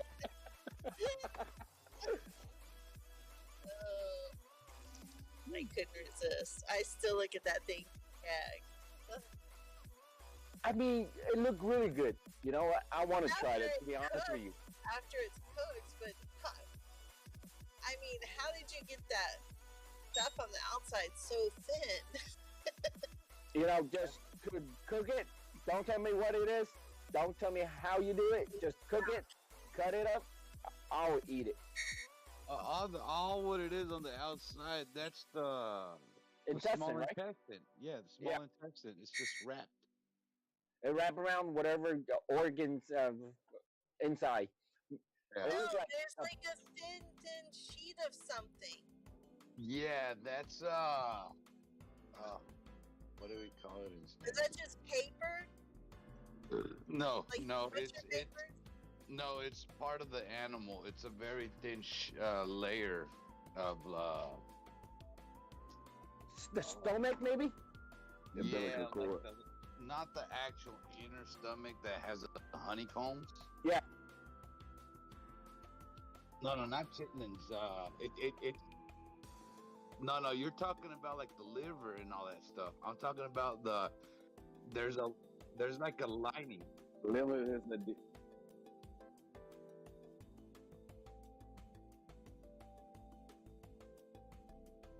Yeah, liver is the. Chicken wings. No. There is a difference in the south and the north. Both of you have valid points, but when we were growing up, the chitlins were what Doc said. But the real is right, because there is another type of dish that's called the same thing in it, and it's probably been around a lot longer. But it's the things that they make the pork rinds out of, like that stuff. But it's real thin. Yeah, that's what What are they called again? Chitterlings? Yeah. Never heard of that. That's chitterlings. Yeah. Yeah, there you go. Yeah, yeah, that's what. We've been saying that for the longest.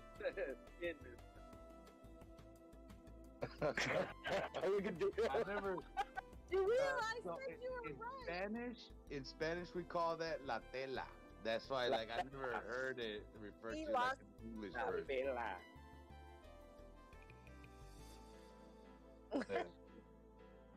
La tela. La tela, huh?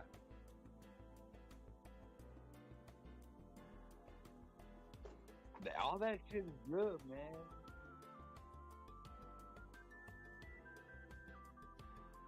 Yeah, yeah,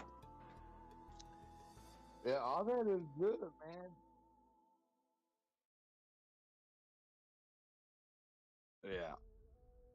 I don't know why people get disgusted by it, man. I mean, it's all food, you know, and Hey, Doc. yeah. Well, That is what I call beer food.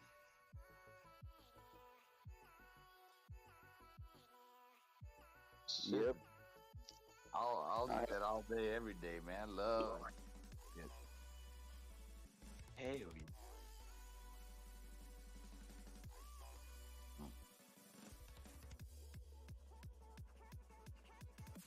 yeah.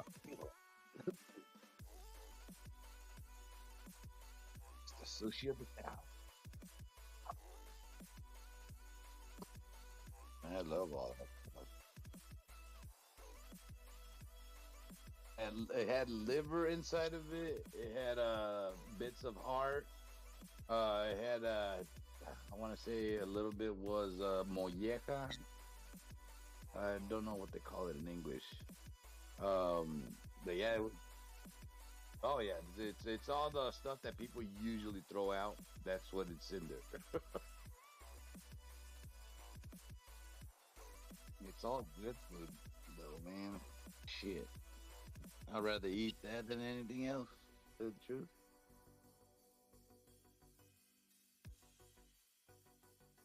They just unveiled the Bitcoin bull, and man, that shit is nice. Oh, watch it. Don't go ahead and post it in general. I guess they put it out at the Bitcoin. Yeah.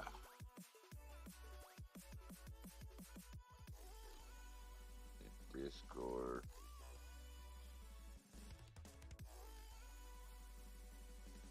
Look at that shit in general, man. That's a badass bull right there.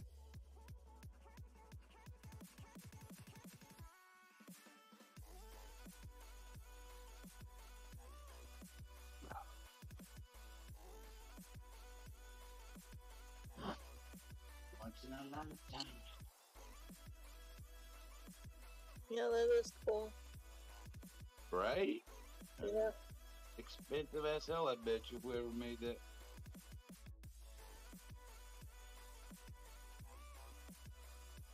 Yeah.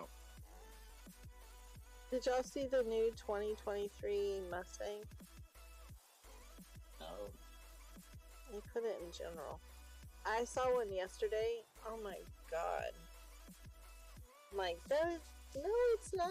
Yeah, it is.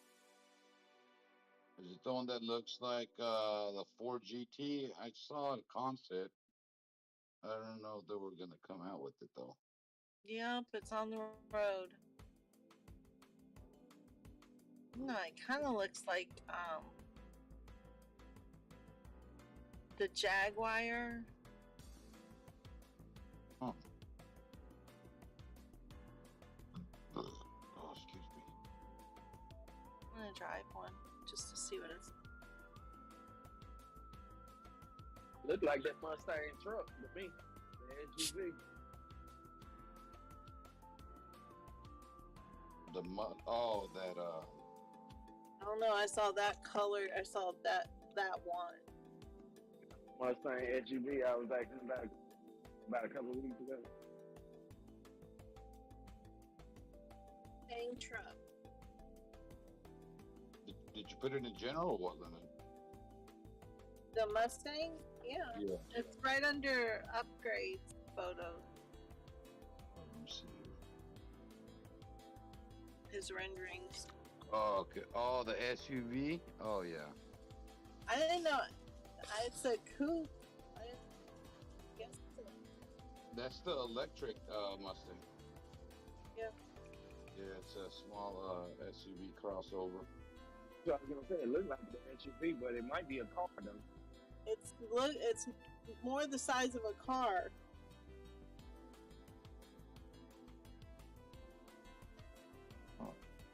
I didn't think it was an SUV, but maybe.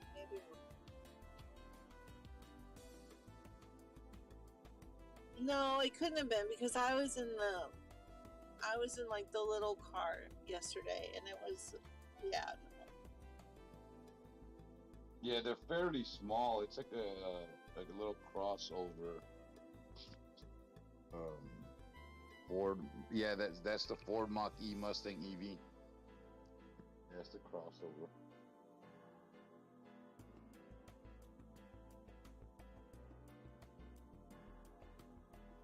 And I saw the new Elantras yesterday. Those are actually, for a little car, they're pretty.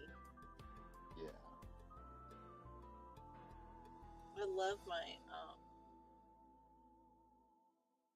Tucson.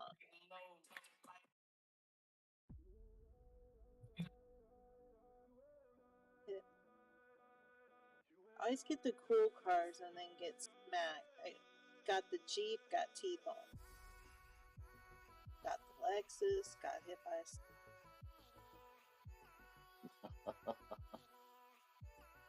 if I didn't have fucking bad luck, I wouldn't have it at all. Is it overcast, Doc, where you're at? No, the sun's out. So weird here. The sun's trying to come out, but Sun's on a full fledged out here.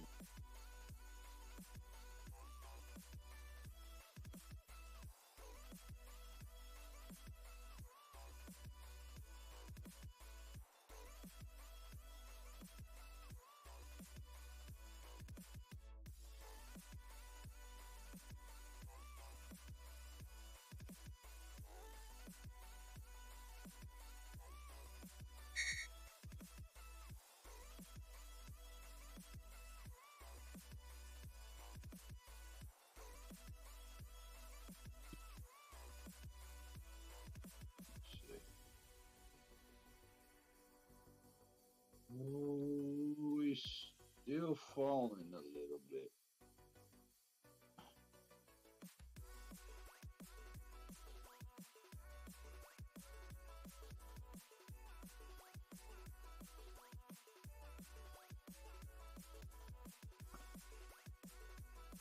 I'm on 5 minutes.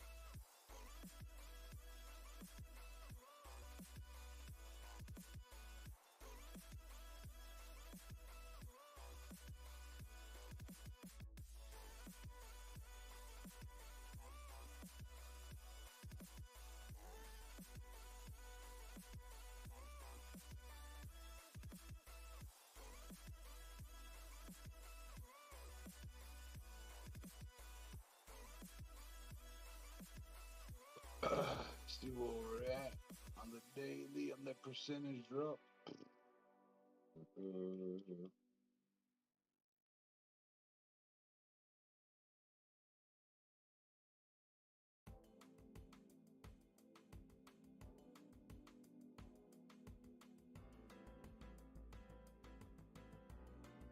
Yeah, that 20 EMA is flatlined right now.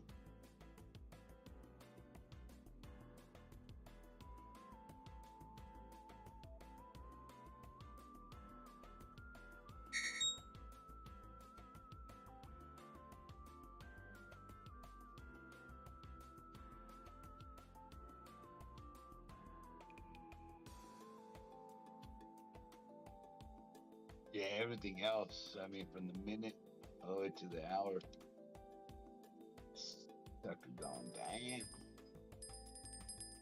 Maybe after the conference, we'll start to pick back up or something. But every time I think it was going on today, wasn't it?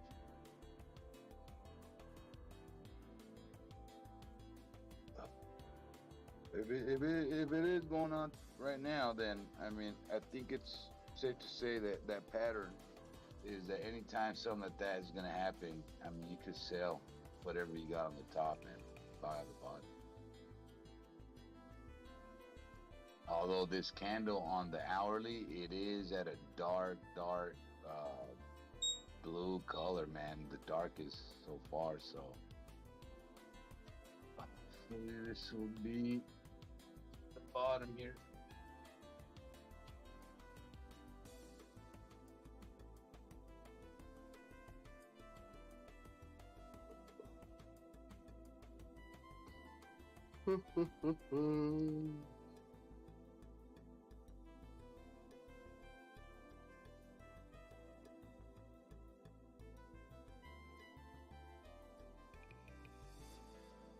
The metaverse is holding above 3.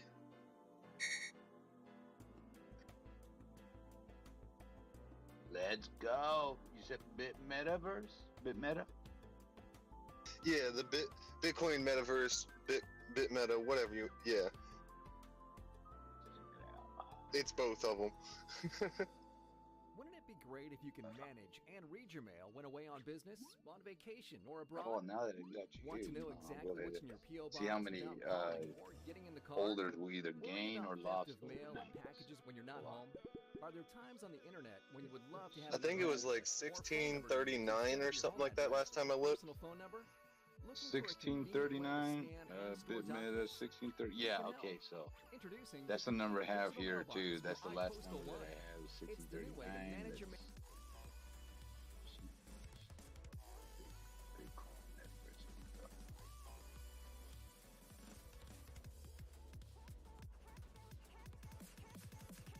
See.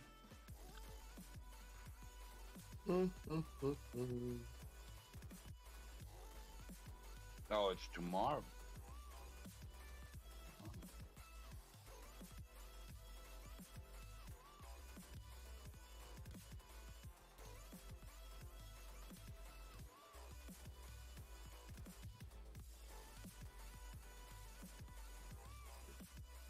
We lost 9 I was holders. kind of expecting a similar thing to the B-Word conference where it fell during, but then once it was over, began like going back up.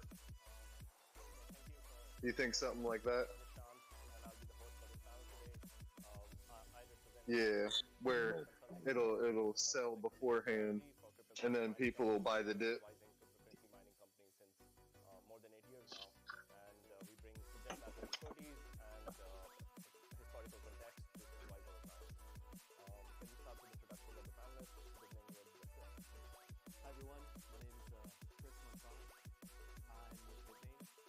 Yeah, I've seen it so many. Well, we've seen it so many times now. Like, you can't scare us. My portfolio is only down $50 for the day, so fuck it.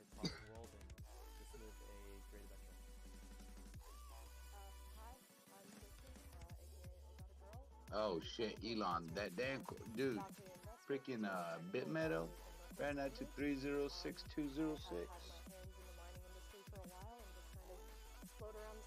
Yeah, man, that's what I was saying, and it's staying above 3 currently. I'll be damned. I've been watching it on my phone at work.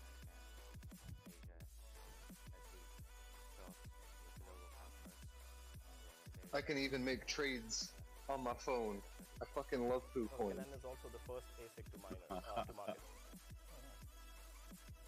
Hey, I'm Mike Francis with Distributed Ledger, the CEO, and we provide infrastructure services to the industry. So I can multi-screen like my trading view and PooCoin at the same So our time. topic is state of the ASIC market. We'll try to stick to the topic because there are many panels today about mining and other issues relating to mining that will be covered in those panels. I would love to know, because of the experience that each panelist brings here, about the state of the current ASICs, starting with what are the current ASICs available, when are the shipping available, when is the earliest shipping available, what is the dollar per terahash that is current. Starting with Chris. I lost some holders. Let me check on the other ones. So our micro newest model, pets. we See have what micro two pets directions did that we go with overnight. miners. We have the S19 XPs, which are going to be shipping in Q3 and Q4 of this year. And those are our most efficient air-cooled miners. So it's 21.5 watts per terahash. And we also have our hydro miners. So with our hydro miners, we have a hydro container. Yeah, micro pets lost a little bit too, not a whole lot. Lost like 8. We have different series of miners coming. So the one that's coming. Yeah, I soonest forgot to buy that one last S19 night. Pro Plus. I guess it's not a bad we also thing. have the S19 XP. Yeah, Maybe I'll that watch it one's first. actually pretty good, but I'm gonna go ahead and give it These are the latest ones in the give it like a week to see what it's doing on the holders. You can always connect later and I can help you. I've been doing a lot of impulse buying with you as of lately. Yeah. So have I. Maybe only 2 or 3 of them. Yeah. Leaving. So we'll watch this dip and then save some money.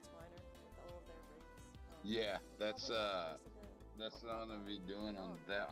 I got micro pets that I'm looking at. Let's see which one. Other one. We got milk that we're looking at as well. That one, if you hear Adam Save 911 come in here, he bought that one like when Sunday Swap first launched. So talk to him about milk. He's been in that since the beginning.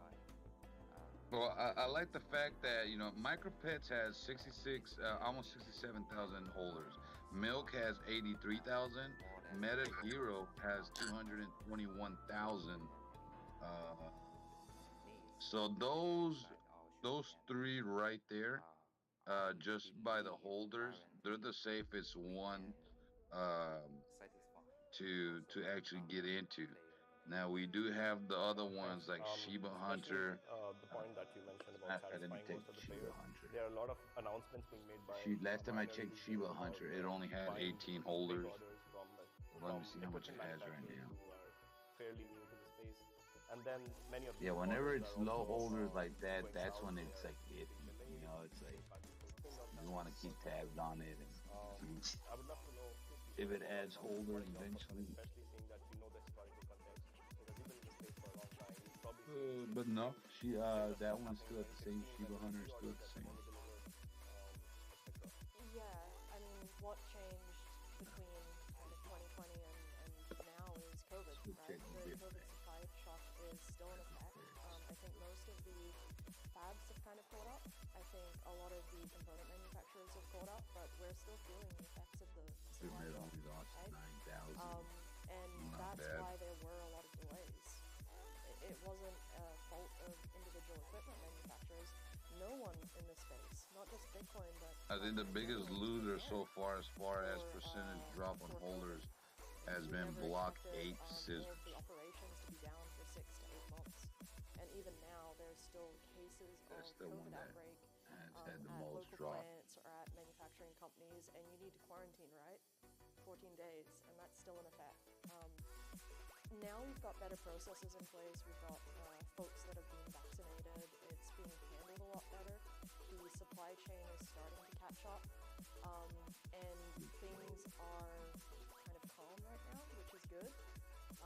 So I think definitely this year and next year, fingers crossed that we don't get another major variant, but we shouldn't see any more disruptions in the supply chain. It should be quite stable. But I mean, 2016 and 2017 and 2018 were completely different. It was due to See, this one just came out 8 hours ago. Elon, and if I'm not mistaken, this is part of this is gonna be part of BitMeta. Same logo, same company. It's called MetaNet is the ticker. And they actually don't have the capital, so it took a lot of people time to verify, is this demand real? Now the industry has just really caught up. People are educated. People understand mining way better. So I think we're not going to get into that situation again. Talking about new players, now Yeah. we also have some new manufacturers that are only making the chip. Not Hey, I'll the take design. some bacon too. Shit. I would love to know your thoughts on Put me down. on all that goes on into making this chip into I need some miner bacon at too. scale in a data center because Oh, there we the go. company deals with doing that. Yep. So my brother's Chris. I'm Mike. Hey, that was The, London. Y'all ain't that's ready for where I that. come from is a And Rand. world providing enterprise and services. And we spun this company out of our telecom company. And the very first thing I saw was, man, this is the Wild West here. It was pretty interesting, you know, all the things that were happening. Best cut. But nothing was really fit for a data center at all. And then you see all these people spending hundreds of millions of dollars on machines and then sticking them in a warehouse full of dirty energy, dirty air, and no security. You know, so the bar was set very, very low, and we have plenty of room and opportunity to improve. And things have improved significantly even since we've started the company. What do you think are the signs that tell you about whether a manufacturer is legit? So this one just came out, Elon. The audiences would take some points. Let me double check on KuCoin real quick. Just to see if there's not any other chart. What should be I'm all in. Let's go.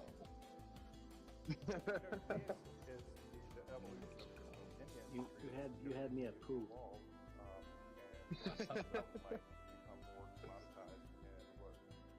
That was go time.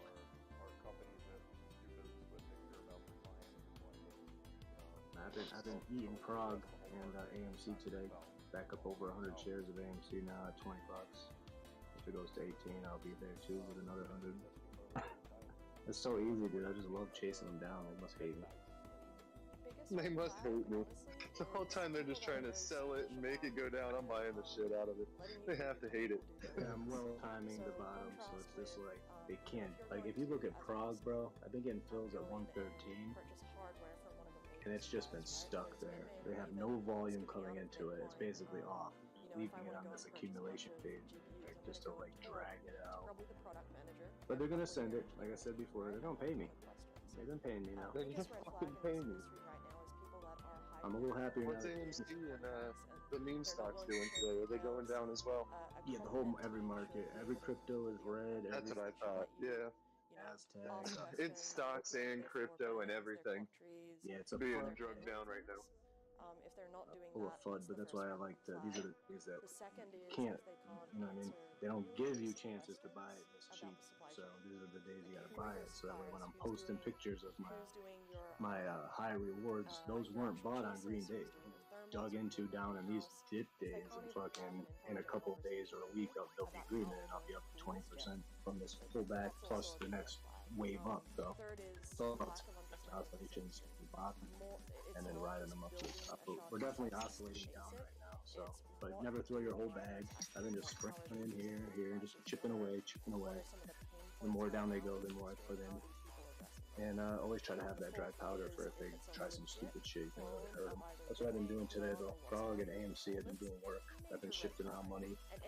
Took some money out of my Shiba and Doge. I had over 1,700 in. I've been up in profits for a while. So I pretty much brought both of them down to about 500 total value. And then that extra 1,000 is what I've been working for just to chip away at this AMC in Prague. So now I'm balls deep on these things right now. I'm waiting for the moves. There are not too many secrets. You can easily reverse engineer and Hell yeah. figure out everything, I sold AMC at like 22, 23, wherever I was selling it. After I bought it at 14, 13. And so I made money, bought the HYMC with that money, made $5 grand from that, and I moved that into Prague. And now I'm shifting the money I made from my crypto over the last few weeks into this fine-tuning this AMC play again at a lower price than I sold it at. You know, it's only $20 today. I'm getting $4 cheaper than I sold it after I sold it high after I bought it down at the 13s and 14s. So I'm just trading shit now. I'm getting pretty good at the timing and everything. It's fun. What would be awesome is if you could trade a stock for another stock. like you can cryptos. Canon has been there for a long time. Like trade my AMC value for like Tesla or something. How is the technology? Yeah, if you could trade your AMC stock for Tesla stock, well, you know. Yeah. Like you can swap cryptos. The next biggest Yeah, because it's value for value, but this is security like a company's, or maybe you know, we don't even see that. asset of a company. I guess you can't really do that, but what Yeah, I guess, yeah, that's the difference. Crypto is just a currency, rather. Yeah, when you own the stocks, you own rights to the security of that company's as an asset, so that way you are entitled to the gains, the profits and losses of that company. So that's why I like it when it's super lossy. Just like, and then when the gains come, I love you, company, but I might let you go. Okay, AMC right now. I guess it'll be more so what I was talking about would be once they accept crypto to be as a payment for a stock. Oh, I could see that, yeah. And then you can just have your money growing in every way. Yeah, you would be completely liquid. You could just move it everywhere. What AMC do is just do up some boom boom candles. Went from $20 to 37 on like 3 candles. Boom boom boom.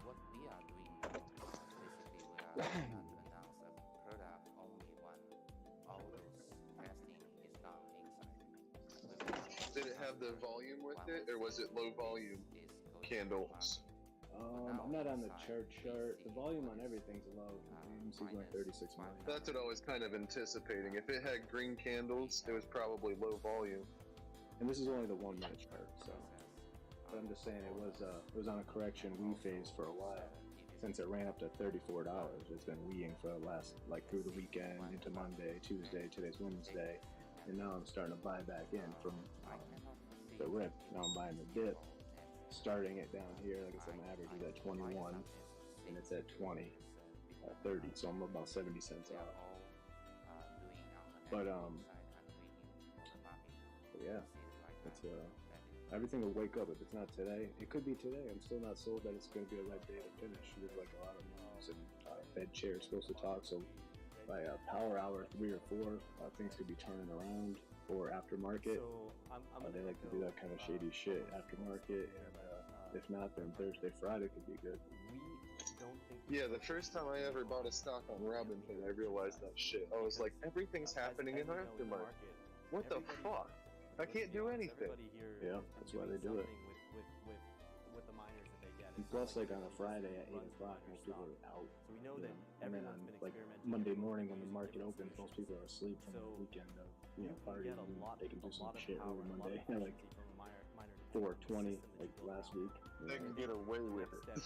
Yeah, it's illegal, but they're doing things when they know based on their analysis people are around.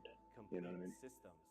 Yeah, most people are busy by statistics. The individual miner, but how all the parts work together. Yep, everything's quantitative for them. Literally, it's all broken down through algos, tracking us, and maximizing their gains and reducing our profits.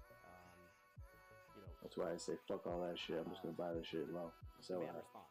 So turning your miners off when it's better to send that power to the grid or when that's needed. I'm deep on Prague right now, dude. I bought Prague at $168. $1.68. I bought $800 worth 5 months ago, and it went up, and it went up to $325. I was taking profits based on back testing things, and it's all the way down to $1.13 right now.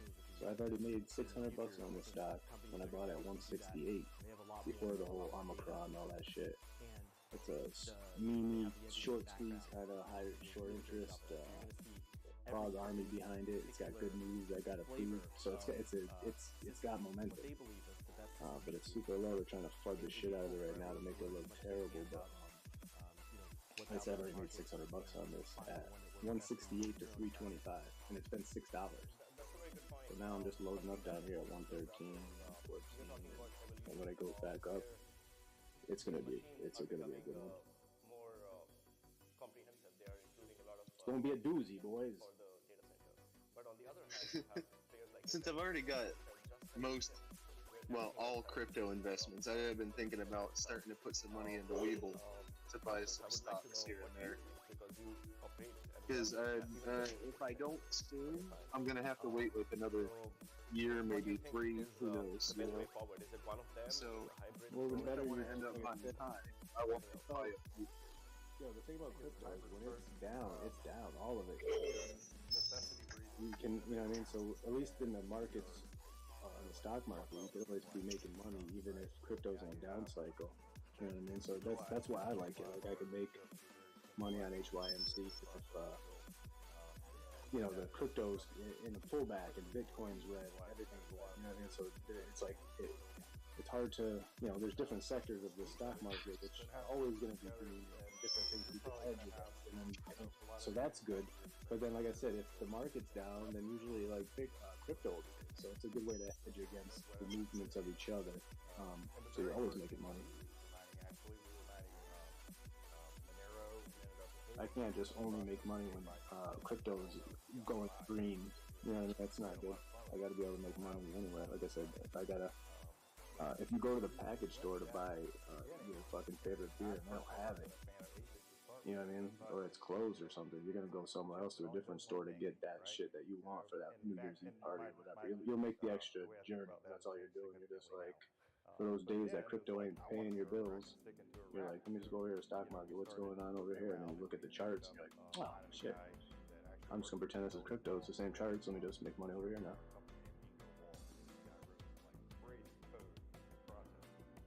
Yeah, and like basically, you know, like you've been into mostly stocks. I've just been into mostly crypto, and I want to get into stocks.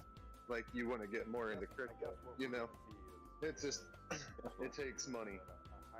Yep, definitely. I've been, like I said, I've been making money on crypto on the side, even when my stocks are red. So I mean, it's a good way to diversify your portfolio, and, you know, because there's always something that you can make money on if you've got the, you know, the eye for it. If you're looking around, because these sectors all travel together. You know what I mean? So once you know a sector is on a downtrend, you can short it, but then you can also go to, okay, well, what's going to come up now? You know what I mean? And then start riding shit up, like I'm doing with the meme stocks now. They've been shit for fucking months, and now they're going to come back into fashion soon. And they already started, you know what I mean? But it's the market maker's job to make us think that nothing's going, you know, it's not good, be careful, don't want to do this, sit on the sidelines. That's their job, you know? So they're doing a good job of it, but like I said, I know I'm in an uptrend with the stock market right now. I'm up every week. But they'll pull those pullbacks and just let them sit there and, like, you know, heel drag orders, you know, not pick them up, you know, make you nervous, and just all the little tricks that they got up their sleeve. But yeah, definitely it's a good idea to. I'm glad I came into crypto and started trading it now, and Webull makes it easy for that. So just like it'll make it. Yeah, easy. And also Webull could be another place to buy some cryptos. Yeah, they got a lot. Especially now they got USDT now. They got like a stable, so you can put money there and just don't worry about the roller coaster if you have extra money that you don't want to take out and get axed out.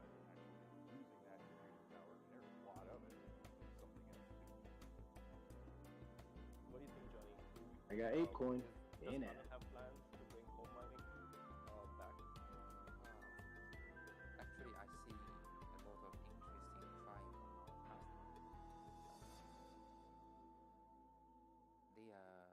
They are more rely on this immersion cooling solution. Try to use that to home mining. I had one more fill for AMC at 205, but it just bull flagged up. Now it's at 237. So I might not get that last fill, but at least I got my goal today was to, I've been sprinkling in, and now I'm up over 100 shares. I want to get at least 100 shares, so for every dollar AMC goes up, I'll make $100. So if it goes back up to 34 from 20, it's $1,400 bucks. So. What do you think, Christy? Will we see the emergence of And I mean, like Donnie's been saying, historically, April is a very good month for crypto. Like if you know where to look So on Twitter, or if you even talk to I think like, there's still more to be seen. mining, etc., you'll Oh, find yeah. home miners. Yeah, and like I said, What's just interesting because now is Bitcoin's part of the strategy not going to be around doing retail nothing self-ownership, parabolic, other coins are going to have, opens you know, up the smaller third coins are going to have party bigger moves in their manufacturers to come pattern. in and build They're going to have solutions seahorses or to right like, eyes. let's have a space heater Well, that Bitcoin mines just happens to Bitcoin. be in the Let's shield, have but that's Tesla okay. that mines Because the Bitcoin. other side of that Remember is the you Bitfury know, light bulb that a mines good Bitcoin. move, a lot of time to I think accumulate. But I what don't buy we're going Bitcoin; to it's see just in too the expensive. next You know what I mean? 5 Like I to say, 10 when I make a years lot of money, I'll is a buy very a slow Bitcoin, trend stash of it. people caring a lot about how do we decentralize Bitcoin at a global scale? How do we ensure the hash Yeah, rate is in every home if I have, instead of just if I clustering get, into a few public once I get properties, to, not which if, can but easily once I be get done to exactly enough how money to the buy broker could easily a whole Bitcoin, I think I'll just like to all have of that. one. But it's Right, that's what I'm saying. It's a storage of value. yes, You we like to hustle in say these that that won't markets and happen in stash America. it in your America's Bitcoin, nice to and then say, just like, let it yada grow. yada, but things happen. You know, new leaders get elected, things happen, and for Bitcoin, But I'm sitting here on these dollar stocks, you know, $2 stocks, like AMC. I just know the moves that are to come. But even for $20, it's it's like that's what they're gonna do here. They'll raise it up. So people, average Joes, can't buy 100 shares of AMC once it's 40, $50. It costs $5 grand and shit, whatever. So that's why GameStop's where it is, way up there, because unless you have money, you can't really fuck with it. But these little ones, you know what I mean? These Progs, HYMCs, these are fucking gifts right now. What's the other ones? You got Zoms, CTRMs, Sensonics. They're just cheap. You can load up on them, and then fucking they're all in upcycles coming up, and they could squeeze too. So you'd have maximum upside, minimal risk, and high percentage of gains because it's only $1, $2 shit like that. I also see quite a lot of folks in Washington. That's how I like to look at it with these shit coins that I've been buying with Doc. Like, I'm not putting, even a percentage of what well, I guess it's always a percentage, but I'm not putting much of anything into these coins. So there's not much risk to lose, but there's infinite possibility on the upside. So it's the same kind of thing as the penny stocks that you like to buy. Yeah, because when you do hit, you know what I mean, you hit good, But that's the thing, you gotta have, like I said, at least, like I like to at least have 500 to 1,000 in, so that way for every whatever it goes up, I'm making $500 to $1,000. So that's how I like to do it, Like sometimes if, so I guess in a way, I don't want to spread all, I don't want to sit there and shoot shots everywhere like a machine gun and have 100 little things. I'd rather pull all that money into a big pile and drop it in one or two places and get a lot of money because of the amounts I'm putting down until I can spread it out. If we get into it, that's what I'm trying to do right now. home mining, a lot of it is about the philosophy of Bitcoin. Say 13 grand, you know what I mean? To 15 as these things spike, but I started it with 5 and I was building it up, and now it's positive. And I'm waiting for this next push, but for right now, I'd rather use that 12 grand on, like I got 6 things right now, and I have a third of it with like, home mining, but I look at it more from a learning perspective. So if you just want to have like 2,000, 4,000, 3,700, so 7, 8, 9, almost 10 of that 13 is on 3 things that I want to get big fucking booms, 5 grand this week, you know what I mean? And then the other couple thousand, I have 200 here, 500 here, 700 here, so that way I'm still diversified. So if I'm red on something, other things are still green until I decide to sell it and buy something else red. But like that's the way I see it, as a way of like just be patient, chase down bottoms on big things I get rewarded for, and be patient and put a lot of it in there down at the bottom, and when it shoots off, I get like a couple $1,000 and I can pay bills, you know what I mean? Other ways and solutions that people can do. Maybe a community can come together and have a small little co-op, and then every person has their miner then, and then you have more people involved. Because I think that right now, with the way the industry is going, we need as many people involved as possible to basically make it a better place for all of us. I remember Bitmain had this ant router, which was a Wi-Fi reader that also mined Litecoin and Bitcoin, and Bitmain used to give them out for free at like swag at these conferences. It would be great to have free swag from manufacturers again at conferences that mines Bitcoin, even if it's small scale. I have heard this suggestion. I'm gonna take this. I'll seriously consider this. So. Bring back USB miners, man. We want USB miners. I'm gonna make a note. All day they've been So- having that fuel committee thing Now, going we've been on where talking they've been about just decentralizing shredding Bitcoin by Biden, having and machines all the that oil anyone and gas can use prices are high, and everybody's paying more for gases, and basically just making it look like they're not happy with the way the gas prices are. They got people from, Exxon and all the big oil companies up there saying, do you guys really think that you should be charging this much, making this much, charging the taxpayers this much in taxes? So I think it's just a song and a dance that they're going to make it so they have that fuel tax thing. Or like I said, if you qualify for like stimulus, you'll get gas money, basically compensated. So you'll get a check every whatever week or month or whatever it is for like $400. I guess depending on what you make, I guess. I don't know the exact logistics of it, but basically you'll get money every week or month from the government that they're going to tax oil companies, and they're going to basically charge oil companies money to pay for you guys to get free gas money. And then the rich people, obviously, they got to pay the gas for their big trucks and all that stuff that they got. But the little guys who can't afford it, if you qualify, you'll get gas money. So you can. What? Who's saying this? Where's that coming from? That's just the shit they're working on. It's been talked about. Really? Yeah. Imagine if they gave I you hadn't heard about that.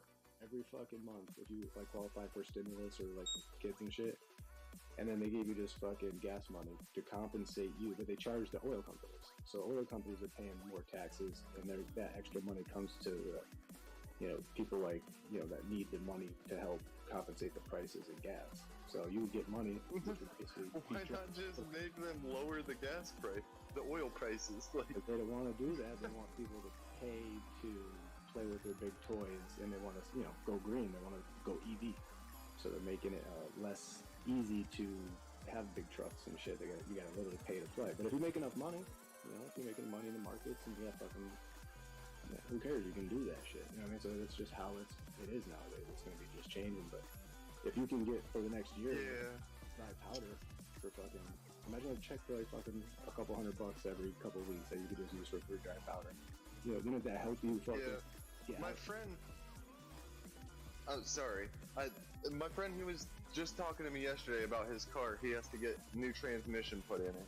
And the shop's about done with it and everything, but he was talking about how it has a warranty on it and everything. And I was like, well, go ahead and make money out of it while it's still about 100,000 miles and you have a new transmission with a warranty. And he was like, well, it has a new transmission. I might want to keep it. And it has a warranty. I was like, well, I mean, by the time that transmission and warranty is done and you have to put another one in there, the car's not going to have the resale value with the miles it'll have on it. So at that point, you would want to just hold it and hold on to it. And he was like, well, yeah, I could just hold on to it for a long time. It's a cool car, and I could just put a new engine in it too once it needs it. I was like, in 10 years, we're going to have carbon taxes to put tags on a gas vehicle. So think about that part. AMC's doing AMC things. I'm so glad about that dip, dude. They're going to tax everybody for driving their gasoline vehicles. Yeah, like California. Let everybody that can't afford to pay for that tax just drive them around, Yeah, and overall, by doing this, you're reducing carbon footprint. Less people are going to be able to afford to drive like they want to. And then plus they also have public transportation, and maybe they'll have buses for public transportation that'll be EV, like electric buses, they'll figure shit out. But yeah, they're going to make it so you have to pay to play. But they might, one of the things they were talking about was taxing the oil companies and giving money to people who qualify for gas money, basically, to offset the increase in prices. And that's what these things are today they're talking about. But it's quote unquote making, people nervous that are rich, or people who invest in Exxon, people who invest in fucking, all these oil companies, these hedge fund operators, so to speak. It's kind of making them a little iffy. So you see all this red everywhere. Like I said, red days are just days you're buying. The days I'm buying. Because they don't, we gotta fucking take advantage of crashes and shit. Oh, there goes another order filled. 108 orders of Prague. Ooh, he's driving it into him, baby. What's that song? How low can you go? How low can you go? How low can you go?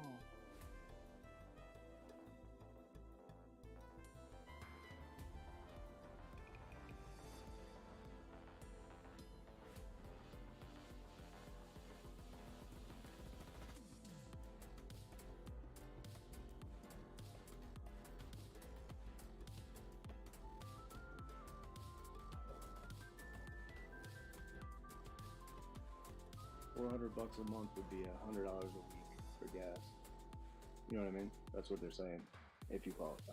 Holy shit. That's a lot more than what I use. Yeah. Now, is it going to be like a gas card that you can only spend on gas?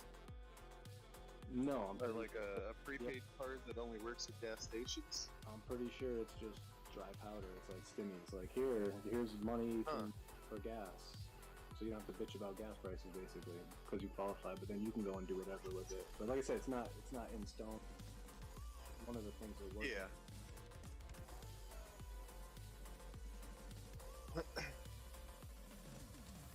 And in a way, it's kicking back like a stimmy to people who need it, you know what I mean? Without actually paying for it. The oil companies are paying for it, basically. Like, here, times are hard, prices are up. You know, maybe they'll still do another round of stimulus, who knows? But they might sprinkle in this gas shit to the oil companies and kick us gas money if we qualify. Like I said, $400 a month. You know, so we'll see. That'd be crazy. Yeah, that'd be fucking beautiful, dude. Even if it's for like a year or whatever, dude, that's so much fucking dry powder. $400 a month, you know what I mean? That's like just, it's like they just want you to. That'll help me get to my 10,000 by the end of the year. Exactly. An extra $400 a month. Oh shit. Our panelists up to stage. Overshot the pan. Oil hit the floor. The money shot. Is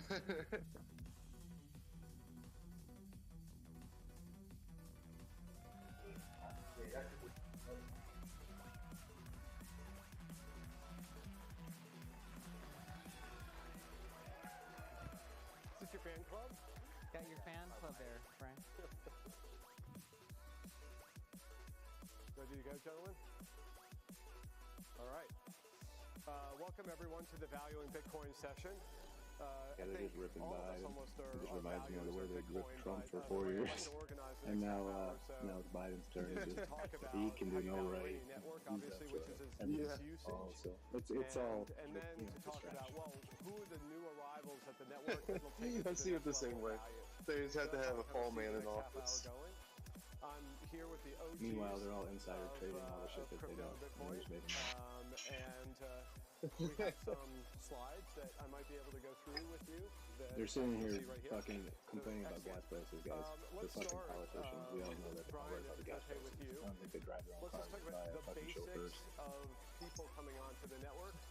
You've got your S-curve adoption. Sounds good though. So let's start You at know, the basics. they're fighting for us.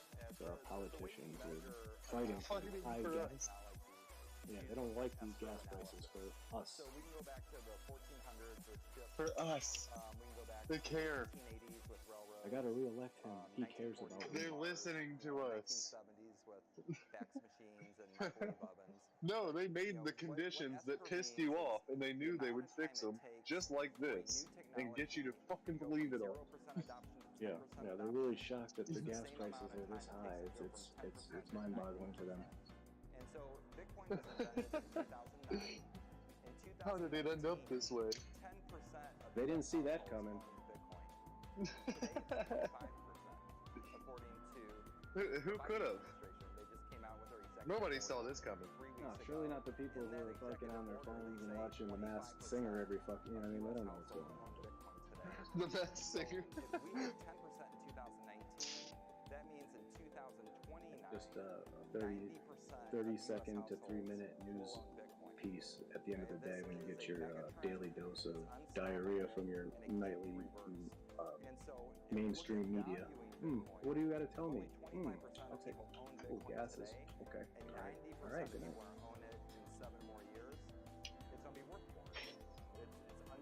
Or maybe you didn't get the news at 11, man. Just maybe you wake up early. There'll be more fucking bullshit to start your day. You'll know exactly what the agenda is for today. Thank you for tuning in this morning in the early news. Today's top story. Ahead on the adoption curve, or we're probably behind some countries. Way ahead. Way ahead. Yeah. So the U.S. is 25%. Let's go AMZ. AMZ looks 2055. 2055 from fucking 2005. 50-cent jump that quick, dude. That's Okay, another good background basic chart. Almost should be shot for showing it on the stage here, but yeah. So Bitcoin economics. It's basic, supply and demand. So the amount of Bitcoin is fixed at 21 million that can ever be created. There's been 19 million Bitcoin created so far. It's going to take 120 years to create that next 2 million Bitcoin. Okay? So that's the supply of Bitcoin. It's hard-coded. Oh, I gotta go get the kids from school soon. Well, actually, my son. And so I don't the get my supply daughter is till fixed, it's guaranteed, it's like hard-coded. almost 5. Well, what's I gotta the go back and get demand? her again If we look later at the for number of after her Bitcoin track wallets practice. since 2012, the number of Bitcoin wallets has grown at over 500% a year. Days So just if you fly have a by. fixed supply of It's something fucking and crazy. you I was gonna go increase outside and do some yard work, but it was the kind of only cloudy other and misty variable out. that could change is the price. A And little that's why later, but Bitcoin's the best I was so busy performing with asset red. class. It's like 11 out of the when it's past really 13 green, I'm years. like busy trying to It's based on fucking that sell, demand. get my sell And order as more stuff. and And more when it's people really red, use I'm it, like busy those days the trying to get price my will go fucking up. fill orders The fucking question filled. is, So how high will the price go? the only time I can really do That's the anything big question. We know it's fun going to be is like higher. it's We just don't know sideways. how much Like just like boring days, like where you know nothing's really going on. Let's move it on. But when I see fucking 8%, Tom, 10% down, I gotta comments fucking here. buy that I shit. just It's like shared a 10% off. chart of just total transaction volume on the network. Again, a network with no throughput probably has very little value. Just kind of basic. Never gonna see these prices again. Or I can do that. Yeah. Definitely not. With the echo, it's a little hard to hear. I mean, we're on our way up, you know what I mean?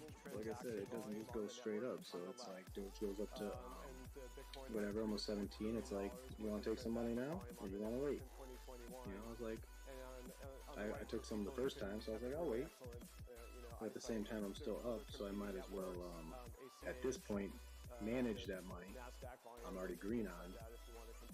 Take a little bit out, a few $100, like I said, about $500.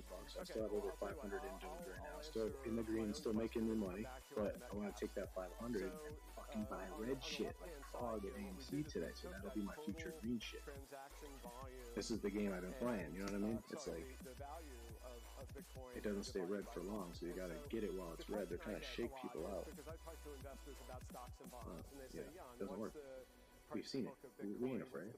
We're looking for that deep fucking value. I'm gonna tattoo it on my forehead. Deep FV. Price to sales, right? And unlike Deep maybe fucking some value. competing blockchains, there's not transaction revenue per se that you can say, oh, it's gas fees or whatever.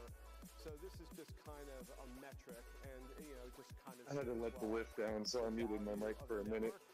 Keep all that noise away. Yeah, I'm gonna step out. I'm gonna go get my kid from school and get back.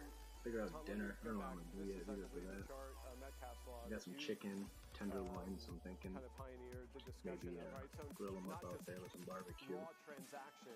Maybe use them in a stir fry. But something. People are gonna be hungry later, so it's Yeah, this is Hungry. chart that Brian's team so many kids, actually has improved, girlfriends, and but family, we had and everything. So a lot of like, the original work, which was like looking literally at like party at 12 every night. But you know, it's something I'm good at, so I don't mind doing. But I'm looking forward to the more people that own it, sitting on a beach at a nice restaurant, watching some waves, having somebody cooking some food and shit like that. After all the years of being a chef, definitely. Hell yeah. Definitely, it loses its charm. I love cooking, but I don't know. Sometimes, you know, it's like you do the same thing all the time. It's not as fun. And the yellow price is the realized value of Bitcoin, and since 2017, I think it's really explained like close to over 97% of the movement of Bitcoin. So it's just saying Bitcoin improves in value the more people that use it. And then if you go back to Brian's chart, Okay, you can hear. Cool. More than tripling to 90%. You hear. That would be more than a 10x increase in price. But yeah, I know what you're talking about. How incremental user isn't bigger. you do something you like a whole lot, and it just loses the what you loved about it, pretty much. Critical mass in banking, then yeah, like you like cars, but I'm sure when you work on them all day, will actually start to mirror free time and you think I get sick of it. The actual realized value could be far. Start wrenching right now. I do it all the time. Yeah, it's the same one more kind of basic slide. Brian or Tom, stock to flow. Stock to flow. Yeah, so stock to flow is the way. That's why when I got more pep in my step though when I'm making money. Other commodities like good amounts. platinum, palladium. I'm like, yeah, I don't mind working around the house and cooking and shit. I got paid today, so I'm like, stock to flow ratio. So you take the amount of gold that's been mined over 10,000 even when I'm making money on my trades, it puts me in a better mood too, and I don't even mind being at work. Yeah, it's like, yo, I'm making more now than what I'd be normally making per hour if you average in this investing stuff. Yeah, because I'm making money while I'm working, and then I'm making money in my trades too at the same time. You're taking that money you're making from working and putting it into your portfolio, which is going to make you more money in the future. Just takes time. Money. Bitcoin's gonna be scarce, twice as scarce. I'm trying. In 2 years, you would think it would have twice the market cap of gold. So that's a $20 billion market cap. You know, that's $1 million of Bitcoin in a few years. So that's what this, and this model is 95% correlated to the historical price of Bitcoin over the past 13 years. It's a very accurate model. Any comments? Good. All right, let's move forward. One of the big constraints to people getting involved in Bitcoin from an investment perspective is the volatility. And so before we get to exciting new use cases, which is Mike will bring you in a second here, I just wanted to have a historical conversation on volatility. And Thomas, you have some great points, so let me give you the mic. Yeah, this chart actually is plotting two things. The dark line is the realized volatility of gold, and the light blue line is the realized volatility of Bitcoin. What we circled here is the period in the early 70s when individuals could once again own gold as an investment in America, and that's because of getting off the gold standard. And what you see is that in that first 5 or 6 year period, gold's volatility exploded. So in the early days, gold was a highly volatile asset, but then as Brian mentioned, once gold got to that $10 trillion market cap, the realized volatility of gold has actually collapsed. I think Bitcoin's going to undergo through the same process, that today with the number of households owning Bitcoin being so small, penetration being so low, we should expect Bitcoin to be hyper volatile. But as it gets towards 90% penetration, realized volatility should drop. I love that historical perspective. As we talked about before, Van Eck started the first gold fund in '68, and it was only investing in gold mining shares because at that time it was illegal to own gold. And we talk about Bitcoin, whether it's legal in this country or that. You have to look back in U.S. history to come up with the similar kind of dynamic. So, and I love having some historical perspective on Bitcoin. So thank you very much. I think it's a fantastic chart. Okay, we've talked about the ecosystem, the network. How do you value the network? I'd love to now talk about new Bitcoin use cases. What expands the network even further, right? How do we get to that 90%? And Mike, let me turn it over to you. Governments, foreign governments using Bitcoin. I think you've got some experience, so take the mic and give us a couple examples. Sure. Well, look, so a lot of this about looking at the price and historicals is interesting from a, how to price it today. But I think the most interesting things are like, what are we doing with this asset for the long term? It's great that in America we might have as much as 25% of Americans that are able to hold Bitcoin today, but are we using it for a lot? So the technology is starting to get real traction. We've got Lightning Network coming in a significant way. I don't know that payments are going to be a big thing in the short term, but for the long term they will. We've got governments that are starting to say, hey, maybe we've got a better way to reserve value than what we've had on our own currencies that have been very unstable. Trying to get one more fill in this Prague. It was at 113, 114 all day. And now it went up to 115. So I put in another 200 and some shares at 114. Now it's at 114.1. It won't give me the fill yet. I'm just going to wait though, because I know it wants to go to 115 and higher now. So I'm trying to get one more to get over 3,500 shares. And then just let it sit, and then I'll feel good. Are an anathema to the whole decentralized component, but I can't tell you how many retail potential users out there are uncomfortable holding large amounts of their net worth, outside of a banking system where, what happens, should they die or want to pass it on, or, how they protect it become real questions. So what percentage of institutions are providing access to Bitcoin, I think is a real interesting metric. how much Bitcoin's being used as a reserve asset in some of the other more experimental blockchains, total value locked on Ethereum, et cetera. A lot of that is in Bitcoin. And then lastly, kind of government friendliness or government use as a reserve currency. I think those are three very interesting metrics to look at. So let's unpack that. Usage, El Salvador, can you talk about that? You personally involved? Sure. So, last year, El Salvador boldly announced their Chivo wallet. So BitGo obviously has a bit of a hand in that, but they decided to make Bitcoin available to all of their citizens. And in fact, they made it a legal form of payment. The reason for this was that they are trying to help their economy, help the poor actually have access to good money, and that's been a difficult thing to do for them. So anyway, obviously it's been somewhat controversial by a number of folks, but in general, the rollout's going extremely well. What's your take on the adoption, right? Going back to the S-curve concept, it's still early days in El Salvador, right, for daily use and adoption by the population? We should look at the El Salvador adoption, right? Because they distributed Bitcoin to all of their citizens, so it must be somewhere up in the 90s. There are some folks here from the El Salvador team, so we should ask them that after this conference. All right, let's do that. Then you slipped in this use as a reserve currency in DeFi. So, right. Okay. So in the DeFi world, they've got the challenge of how do they bootstrap networks, and what gives the network value? Like if you're going to put $1 billion into something, you need to know it's not going to change, right? You can't have somebody changing the rules on you tomorrow if you put $1 billion into it today. So Bitcoin has earned the trust, right? Bitcoin is not changeable. It has got a very strong track record as such. But DeFi, of course, needs to have value in order to run a number of the different applications. In particular, collateral. It's often used. You often use Bitcoin. So we see just a big chunk of the total value locked actually is coming from Bitcoin in wrapped tokens on take your pick, Ethereum, Solana, Avalanche, etc. Do you have a ballpark number for that right now? Well, we got about 12 billion, I think, in wrapped Bitcoin, which is, I think, about 80% of that market. That's down from where it was, but remember, this is a high turnover asset, so it changes hands quite frequently, but it's pretty good size for the float. Brian and Thomas, do you have any comments on sort of adoption by governments? Brian, I think you should mention the Treasury. Yeah, and so most people don't realize, but the U.S. government is one of the largest owners in the world of Bitcoin.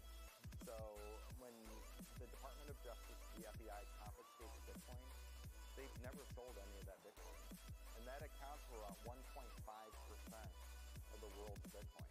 So about 6 months ago, we saw about $6 billion of Bitcoin move from the Department of Justice servers in San Francisco down to Anchorage, which is a qualified custodian. So we know they're using Anchorage to custody Bitcoin.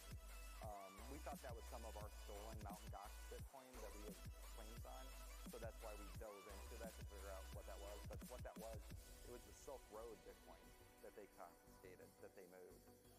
But the U.S. Marshals, they always sell off their Bitcoin, but the FBI and the Department of Justice have never sold any of their Bitcoin. So they own billions of dollars worth of Bitcoin. So when did they tell you that? Well, I know we actually sent FOIA requests to the DOJ, the Federal Reserve, the U.S. Treasury, the IRS, and about 7 other government agencies, asking them a very simple question: what is your Bitcoin balance? It seems like you should be able to answer that, right? And the answer that we got back was, your question is too broad. Can you please narrow the scope? So we narrowed the scope. What is your Bitcoin balance at Anchorage? What's your address? Because we saw the Bitcoin move to Anchorage. What is your Bitcoin balance at Anchorage? And they haven't responded yet. So. Wow. All right, we have government adoption. I think we've covered that. Any further comments? Obviously, after the Russian invasion of Ukraine, crypto was used to help support the Ukrainians from a humanitarian perspective, and I'm sure that will be discussed this week. Does that also broaden the potential use case of Bitcoin, bring new users into the network? I think we're certainly seeing governments around the world taking a more serious approach to figuring out what their plan is. So it started, I think, actually with the Canadian truckers, the Freedom Parade, right? Really opened the government's eyes, like, wait a minute, there's an alternate form of payment here. And then now we're seeing it potentially used in Russia and Ukraine. Now, I think there's a lot more fear that this could be used in some nefarious way than has actually been demonstrated, measured, or anything like that. But it's got all governments taking a look at it. Personally, I think this is a great thing, and actually could be a good way to, if you want to have a metric for the value of Bitcoin, a number of governments that have got solid policies around what is the treatment of Bitcoin and how is it used from a regulatory and sanctions point of view. So we've seen a big step up here in the U.S. from pretty much all branches of the federal government with regard to crypto lately. I think that's a good sign. Yeah, I mean, I guess the only thing I would add is a lot of how people are imagining Bitcoin's utility going up is trying to make Bitcoin payments part of the real world, like the actual physical world. But we're overlooking how much of global GDP growth is now native digital. Like, so in the last 10 years, okay, the global economy added like 15 trillion of GDP, but more than 50% of that was native digital. So the question we should ask is, is a regional-based fiat currency the best way to make payments in a native digital world? It's probably digital money. But in the next 10-year increment, global GDP will grow by almost 40 trillion, okay, because that's 5% of your nominal. 75% of that growth is probably native digital. So that's a $30 trillion incremental digital economy. And that's where I think digital money is going to work a lot better than a surveilled fiat dollar or something that can be seized. And so that's why I think the use case is changing, because the world is becoming, digital. Great. So we've talked about government use. We've talked about Bitcoin as a reserve currency and DeFi. We've been trying to set up a hedge fund that invests in Bitcoin and other tokens, Mike. And I thought that the infrastructure for all this, for hedge funds, even sophisticated users, prime brokerage, whatever you want to call it, support was way further than it feels like as a user. You're in that business. Do you see hedge fund use of Bitcoin growing and the infrastructure growing? What inning are we in? Are we still in the first inning, or am I wrong? Well, I think we're in probably the second inning, but maybe the teams are all swapping out, where the traditional institutions are leaving the field, and so you don't have a lot of players. I'm not exactly sure, but we definitely are seeing tremendous interest from the traditional institutions, like at the hedge fund level.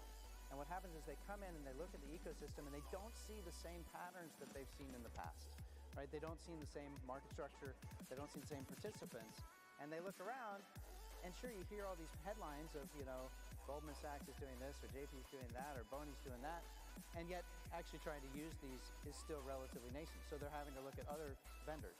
I think this is very good because they're being forced to do diligence that they haven't done in a very long time. In the past, the diligence was, okay, I know what Goldman does.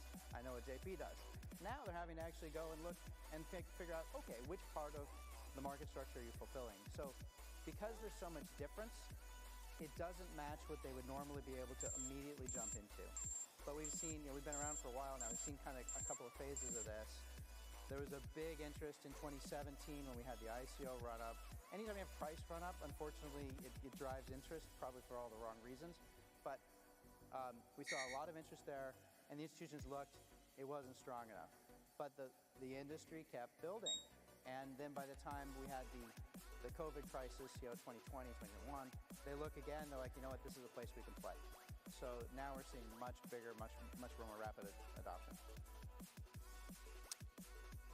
Thomas and Brian, you talk to a lot of investors, U.S. institutional investors. Let me narrow it down a little bit. How do you see appetite or demand or interest? I'm skeptical. A lot of people still seem to have gotten comfortable with Bitcoin or crypto beyond venture capital funds, which they all love. How do you see it? You've been doing it for several years. What do you? Is it headed the right direction? At what velocity? We're starting to see more openness to it. So we started our fund 5 years ago, and it was absolutely no, right? So we were talking to large university endowments, and they were all no. Now they're allocating, and they're just trying to figure out who to allocate to. So the investment decision has been made. They need to have a certain percentage in their portfolio. Now they're trying to figure out how to do it. So there has been a lot of. Is that the 5% early adopters, or? No, I think. Yeah, I think they. I think most university endowments, large pension funds, they're all taking it. They're all looking at it. Yeah. I mean, look at Mass Mutual. Mass Mutual insurance company 2 years ago bought $100 million worth of Bitcoin. And they got approved by their regulators, the insurance regulators, who are very conservative, to buy Bitcoin. You see banks offering Bitcoin today through NYDIG. NYDIG announced about 3 months ago, they have a group of about 200 small to mid-sized banks that you can buy Bitcoin at. And then the Bitcoin's custodied at NYDIG. They provide the back office support. Yeah. Thomas, any thoughts on? Do you have that last slide about speculation to use? Oh, I do. Yeah. Perfect. Yeah, because I think this ties into everything that at Fundstrat we have over 200, close to 250 institutional investors in 26 countries and close to 6,000 family offices and RAs that care about macro. And the interest in Bitcoin is very high. There's some FOMO because the numbers that Brian puts up, makes them want to allocate, but they think crypto is still too speculative and it's not legitimate. So I think regulatory improvements are going to change the career risks they think they're taking. But I think what people overlook is there's actually not enough speculation in crypto. So you had a market value to transaction number that puts to this, that today Bitcoin's sort of speculative trading to actual use is 2.5 to 1. So for every Bitcoin used, it's speculated on 2.5 times. What people don't realize is that for every dollar in America that's used, in GDP, the $20 trillion GDP, it's traded 2 quadrillion times, 96 to 1. So for every dollar that we use in the economy, it's been speculated 96 times before it even lands in our hands. And for oil, for every barrel of oil that's bought and used by a refiner, it is traded 31 times on speculation. So crypto actually needs more speculation. It's actually an under-speculated market. I think our time is up. Mike, Thomas, Brian, thank you so much for your contributions today and to the space generally. It's been an honor being on stage with you. Thank you.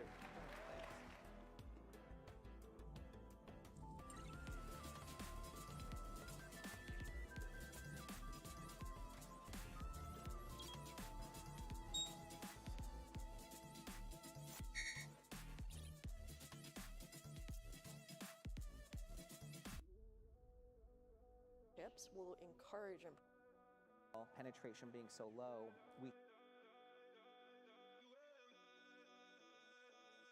1940s with cars, 1970s with fax machines and microwave ovens.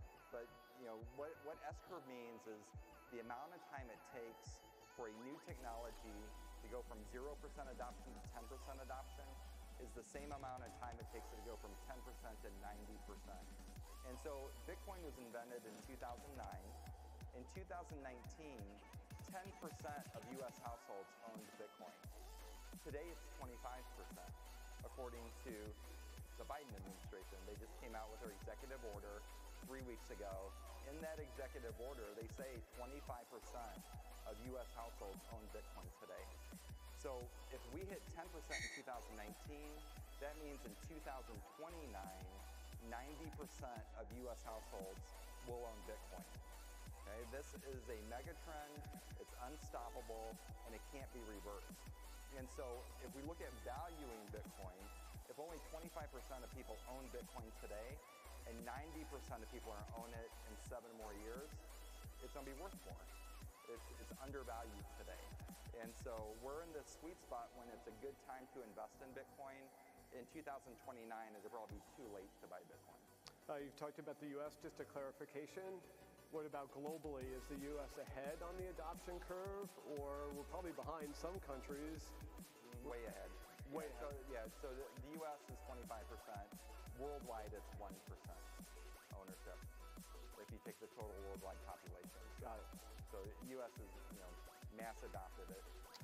Okay, another good background, basic chart. Almost should be shot for showing it on the stage here, but.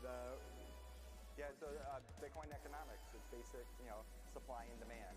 So the amount of Bitcoin is fixed at 21 million that could ever be created. There's been 19 million Bitcoin created so far. It's going to take 120 years to create that next 2 million Bitcoin. Okay? So that's the supply of Bitcoin. It's hard-coded into the software. It can't be changed. And so the supply is fixed, it's guaranteed, it's hard-coded. Well, what's the demand? If we look at the number of Bitcoin wallets since 2012, the number of Bitcoin wallets has grown at over 500% a year. So if you have a fixed supply of something and you increase demand, the only other variable that could change is the price.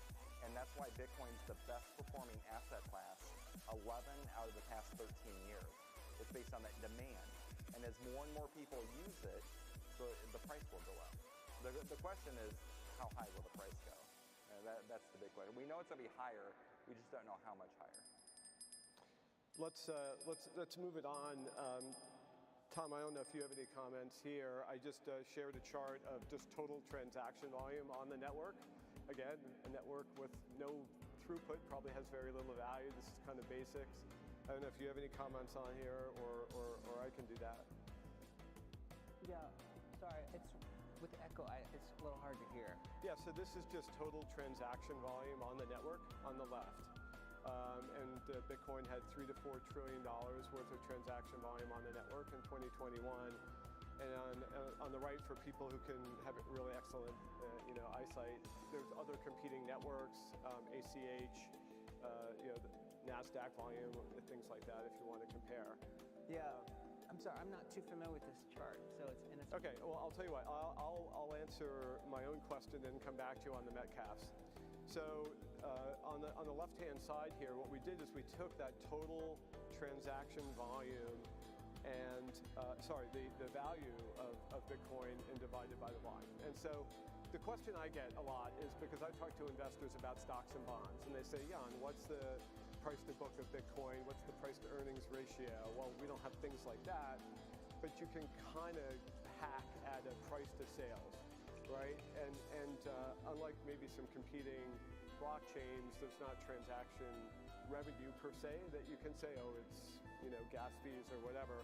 So this is just kind of a metric, and it just kind of shows, well, the value of the network moves in lockstep with the amount of transactions that are happening on it. That's that stability ratio that you see on the left. So, so that's my 2 cents. Tom, let me go back to this is, I believe, a chart, Metcalf's law, that you've kind of pioneered the discussion of, right? So not just raw transaction data that I had before in the prior 2 slides, but now we're combining it with the number of users. So let me turn it over to you.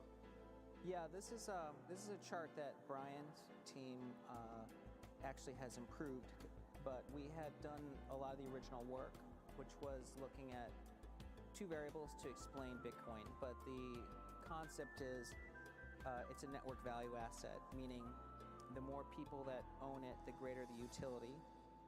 But it also took into account the level of activity per user. So it was sort of a 2-mode model. And as you can see, that implied price is the dark line, and the yellow price is the realized value of Bitcoin. And since 2017, I think it's really explained like close to over 97% of the movement of Bitcoin. So it's just saying Bitcoin improves in value the more people that use it. And then if you go back to Brian's chart, and if we're only at 25% penetration, more than tripling to 90%, that would be more than a 10x increase in price, assuming each incremental user isn't bigger. And I might say that we're underestimating that, because I think as corporates get involved, and as it becomes critical mass in banking, then the level of activity per user will actually start to mirror traditional financial services, so that the actual realized value could be far higher. Excellent. All right, one more kind of basic slide. Brian or Tom, stock to flow. Talk about stock to flow. Yeah, so stock to flow is the way you measure scarce assets like gold, other commodities like diamonds, platinum, palladium, but you could apply that to Bitcoin. And so right now, gold is the scarcest asset on Earth based on a stock to flow ratio. So you take the amount of gold that's been mined over 10,000 years, you divide it by the flow of gold, the amount of new gold that gets mined. That's a 60 to 1 ratio. Bitcoin's stock to flow ratio right now is 57 to 1. So it's the gold scarcer, 60 to 1 over 57 to 1. But when Bitcoin has its next halving in 2024, the Bitcoin stock to flow ratio goes to about 120 to 1. So Bitcoin becomes the scarcest asset on Earth in 2 years. Gold's market cap today is $10 trillion. Bitcoin's market cap is less than $1 trillion. So if Bitcoin's going to be twice as scarce as gold in 2 years, you would think it would have twice the market cap of gold. So that's a $20 billion market cap. That's $1 million of Bitcoin in a few years. So that's what this, and this model is 95%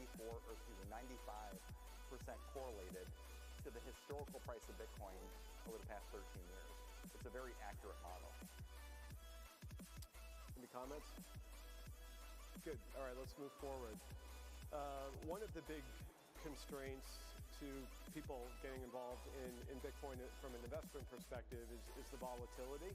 And so before we get to exciting new use cases, which is Mike will bring you in a second here, I just wanted to have a historical conversation on volatility.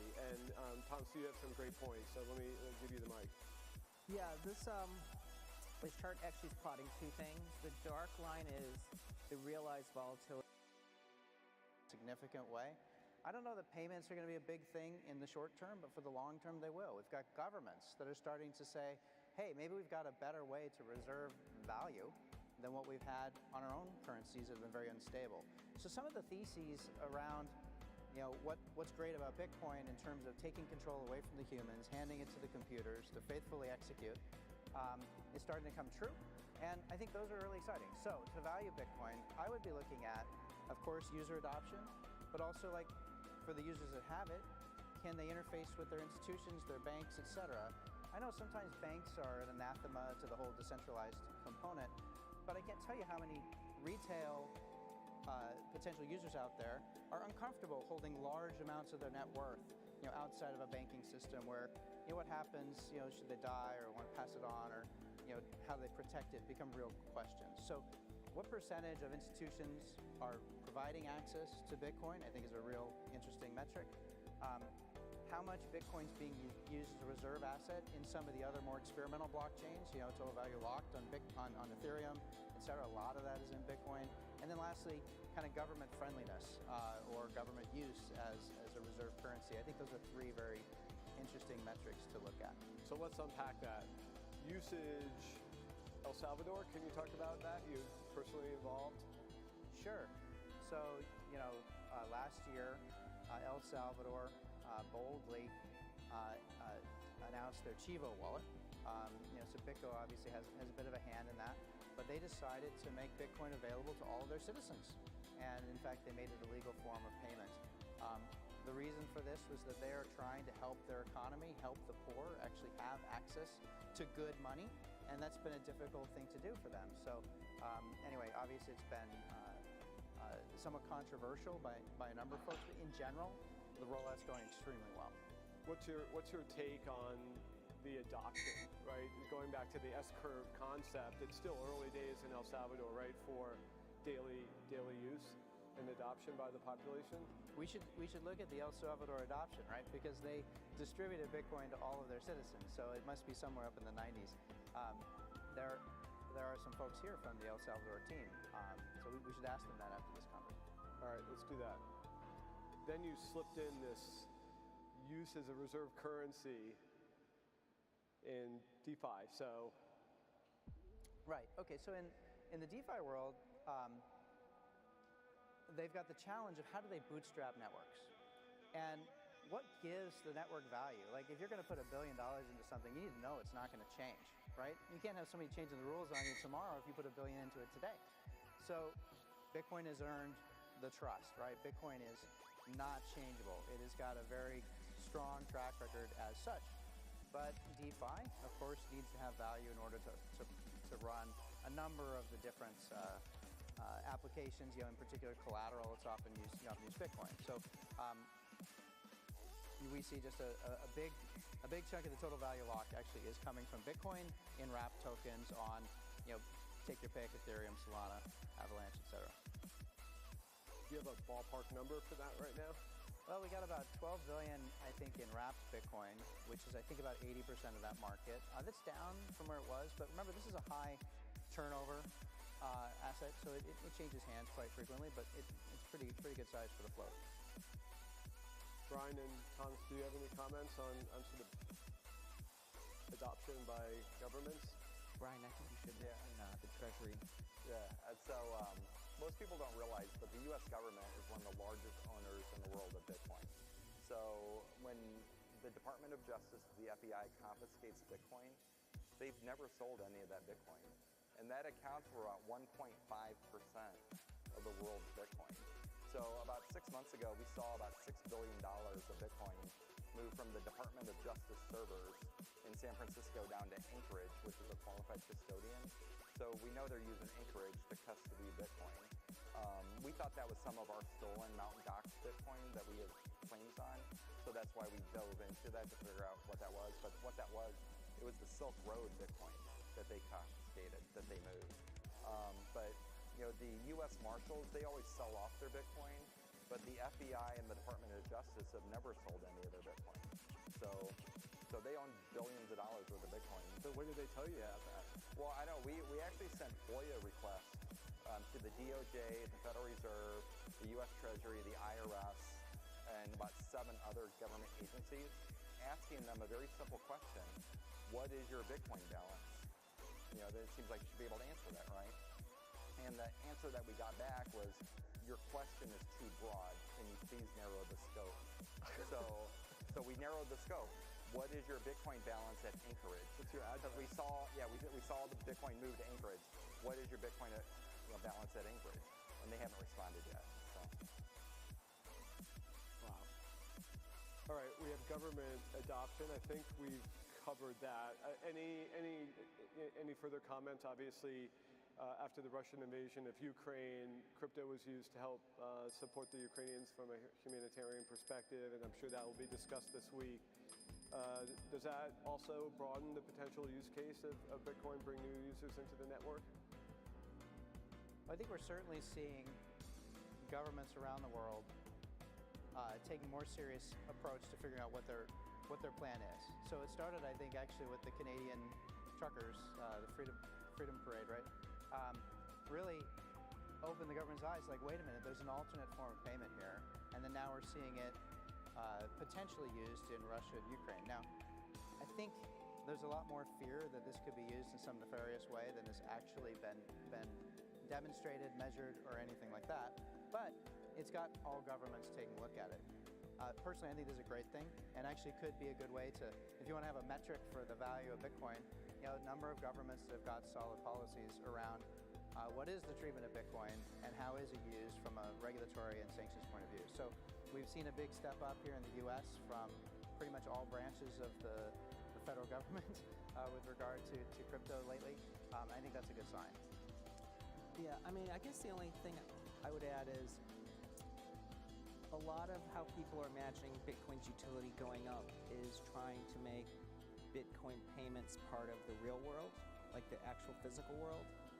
But we're overlooking how much of global GDP growth is now native digital. Like, so in the last 10 years, okay, the global economy added like 15 trillion of GDP, but more than 50% of that was native digital. So the question we should ask is, is a regional-based fiat currency the best way to make payments in a native digital world? It's probably digital money. But in the next 10-year increment, global GDP will grow by almost 40 trillion, okay, because that's 5% of your nominal. 75% of that growth is probably native digital. So that's a $30 trillion incremental digital economy. And that's where I think digital money is going to work a lot better than a surveilled fiat dollar or something that can be seized. And so that's why I think the use case is changing, because the world is becoming, digital. Great. So we've talked about government use. We've talked about Bitcoin as a reserve currency and DeFi. We've been trying to set up a hedge fund that invests in Bitcoin and other tokens, Mike. And I thought that the infrastructure for all this, for hedge funds, even sophisticated users, prime brokerage, whatever you want to call it, support, was way further than it feels like as a user. You're in that business. Do you see hedge fund use of Bitcoin growing and the infrastructure growing? What inning are we in? Are we still in the first inning, or am I wrong? Well, I think we're in probably the second inning, but maybe the teams are all swapping out, where the traditional institutions are leaving the field, and so you don't have a lot of players. I'm not exactly sure, but we definitely are seeing tremendous interest from the traditional institutions, like at the hedge fund level. And what happens is they come in and they look at the ecosystem and they don't see the same patterns that they've seen in the past, right? They don't see the same market structure, they don't see the same participants, and they look around, and sure, you hear all these headlines of, Goldman Sachs is doing this, or JP's doing that, or Boney's doing that, and yet actually trying to use these is still relatively nascent, so they're having to look at other vendors. I think this is very good, because they're being forced to do diligence that they haven't done in a very long time. In the past, the diligence was, okay, I know what Goldman does, I know what JP does. Now they're having to actually go and look and figure out, okay, which part of the market structure are you fulfilling? So because there's so much difference, it doesn't match what they would normally be able to immediately jump into. But we've seen, we've been around for a while now, we've seen kind of a couple of phases of this. There was a big interest in 2017 when we had the ICO run up. Anytime you have price run up, unfortunately, it drives interest, probably for all the wrong reasons. But we saw a lot of interest there, and the institutions looked, it wasn't strong enough. But the industry kept building. And then by the time we had the COVID crisis, 2020, 2021, they look again, they're like, you know what, this is a place we can play. So now we're seeing much bigger, much more rapid adoption. Thomas and Brian, you talk to a lot of investors. The U.S. institutional investors, let me narrow it down a little bit. How do you see appetite or demand or interest? I'm skeptical. A lot of people still don't seem to have gotten comfortable with Bitcoin or crypto beyond venture capital funds, which they all love. How do you see it? You've been doing it for several years. Is it headed the right direction? We're starting to see more openness to it. So we started our fund 5 years ago, and it was absolutely no, right? So we were talking to large university endowments, and they were all no. Now they're allocating, and they're just trying to figure out who to allocate to. So the investment decision has been made. They need to have a certain percentage in their portfolio. Now they're trying to figure out how to do it. So there has been a lot of. Is that the 5% early adopters, or? No, I think. Yeah, I think they. I think most university endowments, large pension funds, they're all taking. They're all looking at it. Yeah. I mean, look at MassMutual. MassMutual insurance company 2 years ago bought $100 million worth of Bitcoin. And they got approved by their regulators, the insurance regulators, which were very conservative, to buy Bitcoin. You see banks offering Bitcoin today through NYDIG. NYDIG announced about 3 months ago, they have a group of about 200 small to mid-sized banks that you could buy Bitcoin at. And then the Bitcoin's custodied at NYDIG. They provide the back office support. Yeah. Thomas, any thoughts on? Do you have that last slide about speculation? Oh, I do. Yeah. Perfect. Yeah, because I think this ties into everything that at Fundstrat we have over close to 250 institutional investors in 26 countries and close to 6,000 family offices and RIAs that care about macro. And the interest in Bitcoin is very high. There's some FOMO because the numbers that Brian puts up, makes them want to allocate, but they think crypto is still too speculative and it's not legitimate. So I think regulatory improvements are going to change the career risks they think they're taking. But I think what people overlook is there's actually not enough speculation in crypto. So you had a market value to transaction number that foots to this, that today Bitcoin's sort of speculative trading to actual use is 2.5 to 1. So for every Bitcoin used, it's speculated on 2.5 times. What people don't realize is that for every dollar in America that's used, in GDP, the $20 trillion GDP, it's traded 2 quadrillion times, 96 to 1. So for every dollar that we use in the economy, it's been speculated 96 times before it even lands in our hands. And for oil, for every barrel of oil that's bought and used by a refiner, it is traded 31 times on speculation. So crypto actually needs more speculation. It's actually an under-speculated market. I think our time is up. Mike, Thomas, Brian, thank you so much for your contributions today and to the space generally. It's been an honor being on stage with you. Thank you. Thanks.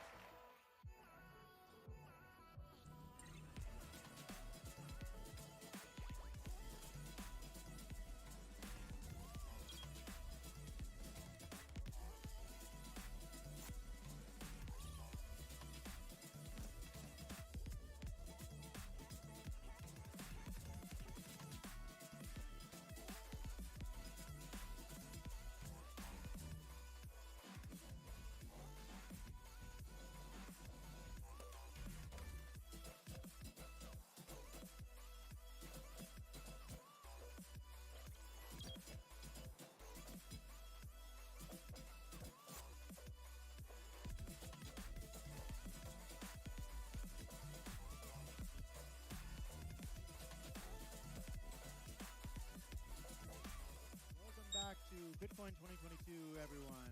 I'm here to react to that panel. Your host, Nolan Bowerly. I'm the host of a daily show called The Breakup on Bitcoin Magazine Live, where we talk about our relationship with money and we contrast relationships that go into making dollars with relationships that go into making Bitcoin. And we try to, picture what the future will look like. I heard a little bit today about investing and speculating on this future in the last panel, and what they mentioned kind of, I think, had us all a little puzzled. They said that we need more speculation in crypto. I'm going to say it's a proxy here for Bitcoin, but what he was saying, Tom Lee, was that for every 2.5, what was the number here?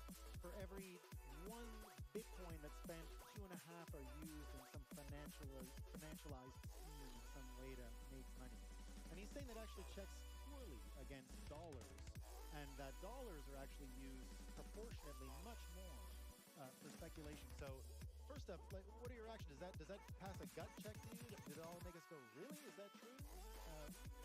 Scott, you sort of see this whole market. What do you think? I think it's probably accurate. I obviously can't see the metrics, and I think, as we were discussing before, how do you define the speculation, right? If you're saying it's 1 to 2.5, well, what goes into that speculative bucket? You said it's financializing the assets. Perhaps that's what we're talking about. Are we talking about degenerate leverage traders on exchanges using 100x, 2.5 times more? And also, what's the metric even being used for the one, right? So I think it's trying to understand the apples to apples or oranges there. Yeah, and Robert, you brought up a good point off camera, which was, what is speculation, right? Is savings, beating policymakers also speculation? Right. So this is one of those terms that's a bit of a value judgment. You also hear this with things like hoarding, right? People saying, accusing others of hoarding gold or hoarding Bitcoin, but one man's hoarding is another man's saving, right? It's a value judgment. So I'm not sure what metric he's using to delineate speculation versus what the alternative is, authentic use, I guess, or non-financialized use. I'm not sure what that means exactly. But if Tom Lee does believe we need more speculation on Bitcoin, you can be damn sure that inflation in the US dollar will drive more speculation in Bitcoin. Yeah.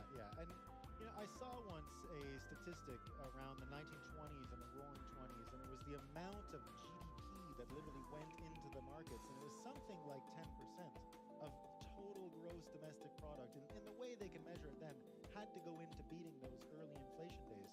Now we see the market where it seems like everyone's got a scheme to make some money. And, Bitcoin, I think, proposes an alternative where saving can actually be done by low amounts of effort. Do you see the last panel about all this institutional adoption as vital? Or is it really just, we're being forced in a position here to fight policy? So what is it?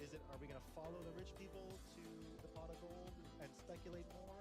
Or are we going to just stay being good at what we're good at and try and save money? So did you get that sense when you watched that too? I got that point, and I would really say it's a double-edged sword. Because on the one hand, yes, we want to have more institutions coming into the market, but with that also comes risk. Because if they are going to just take the Bitcoin and like what the mitigate that, and it's just like the gold market that they can easily manipulate, that goes against everything that the Bitcoin info stands for. But on the other hand, you do want the sophistication, you want to have institutional players coming in, you want pension funds, and they need to have different access to it than just Bitcoin on chain, which is much harder for them. So we have to really see the risk with that as well, because we don't want to lose the 21 million. So Scott, you pay attention to a lot of these markets real close. I see all this talk about speculation and what it's going to do and how we're going to get around it. Do you see an opportunity where the ability to save again becomes a priority, and that we don't necessarily pay attention to rich people trying to make money?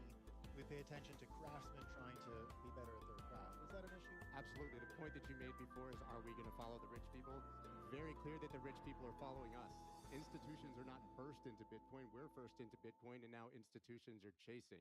They're going to take the same strategy as your average investor, understanding that it's a hedge against inflation, but we are not following institutions. It's wonderful if they make the number go up, but we don't need them. You heard it here, folks. Guys, subscribe to Bitcoin Magazine Live, and you'll get more of this kind of information. Our shows that come out daily really try and focus on this. We try to talk about relationships with money and all the daily news and give you a frame that we think is useful. So, signing off. We'll see you again after the next session. Thank you. Goodbye.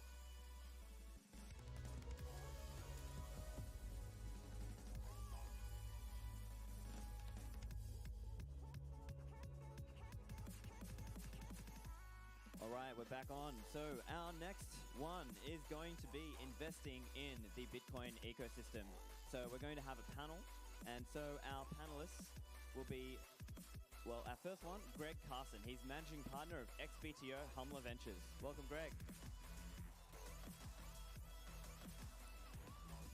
And next up we have managing partner, CEO, and CIO of Morgan Creek Capital Management, Mark Yusko. Welcome, Mark. And next we have Ryan Selkis, CEO and co-founder of Masari. Welcome, Ryan. Made it. Hey. And we have Elise Colleen of Stillmark, founding managing partner. And also we have Pete Nigerian, managing partner of RW3 Ventures. Welcome. Why does she get the most applause? I mean, I know why. I know why. I know why. All right. Mic on. Everyone hear me? Good? I don't hear myself. I don't hear. Yeah, now. There now. we go. Now I hear you. Is it just me? Big mic. There we go. All right. Do I have to hold it like this the entire time?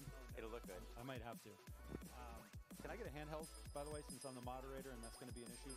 We're going to do 1.5 times speed because we only have 25 minutes right now. We're going to do 30-second introductions around the horn and set the stage for investing in Bitcoin. But the good news is this isn't an Ethereum panel, so we don't need as much time. Oh. He said the word. Where's the hook? Where's the hook? I had to get one in. All right. So this should be fun. Obviously, Ryan Selkis, founder and CEO of Masari. I've been a Bitcoin maximalist at times back in 2013, 2014. And I'm saying that in jest. I don't chaperone this panel, but excited to chat about Bitcoin-specific investing. So we're going to start with Pete, and then we'll go Elise, round robin, and we'll start to get into some of the themes. Thanks, Ryan. Good afternoon. I'm Pete Nigerian. I'm the managing partner of RW3 Ventures. We are a digital asset and Web3 venture firm. Prior to that, I was the CRO at BitGo. I ran the institutions business at Zappo, and I was a long traditional finance guy, mostly building and running emerging markets businesses. I'm Elise Colleen, managing partner at Stillmark, which is the first Bitcoin dedicated venture capital firm We're investing in Bitcoin companies, Lightning companies, and the ecosystem in general as it matures.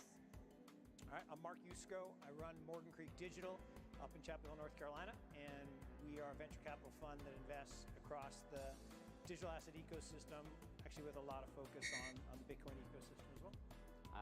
Hello, everyone. I'm Greg Carson. I'm managing partner at XPTO Humla Ventures and head of ventures at XPTO. We've been around since 2015 as an original liquidity provider market maker. We started the venture program in 17, and we focus on what we call financial markets ecosystem transformation. So Bitcoin and everything around the picks and shovels around this ecosystem. And so when you think about the universe of potential investing for Bitcoin, can I get a handheld? So I'm not just going like this. There's really kind of three core themes. There's the infrastructure layer, there's how do you get institutions in from 0 to 1 and just acquiring Bitcoin, and then there's protocol specific investments that we're starting to see more of. Lightning just had the announcement this week. Yes. And there's some other third-party applications starting to build and extend how they're building on Bitcoin. How do you collectively, and we'll start with you, Greg, and go the reverse order. Where do you split your focus? Because you and I think Elise are investing across that spectrum, and others on the panel are a little bit more specialized. Well, I think, there's a combination. We're always looking for great entrepreneurs first, and and then there's also seems to be themes that happen as a sector. So because our firm has a very strong trading and algorithmic background, we do tend to see a lot of markets infrastructure. When I say markets, so trading and that kind of technology. But recently there's been this big swing with Lightning. We've made a couple new Lightning investments, like leading Zion, getting involved in Impervious, these kind of things. We kind of follow the themes on a quarterly basis, but we also are opportunistic with really great entrepreneurs and technology. Yeah, and we focus 70% of our capital on equity in businesses doing infrastructure, everything from Lightning solutions like you'll hear from Jack tomorrow, to the latest one, just had dinner to close the deal on Monday. Really exciting, the fastest, most efficient ASIC chip that will be coming out in the third quarter this year. We're leading that round with an Israeli company. Really excited about that. And everything in between. 30% of what we do is in the tokens themselves. Bitcoin is a big piece of that. And people say, why should I pay you $2 and $20 to own Bitcoin? Because we'll actually own it for you and you won't sell it. So at Stonemark, we think of our investments as fitting two buckets. The first is unlocking the potential inherent to the protocols. So these would be companies like Akaza, which makes multi-sig, so self-sovereign security, available to a broad user base, or a company like a Hoseki, which is offering a service for proof of reserves. So to be able to use your Bitcoin to access a mortgage, for example.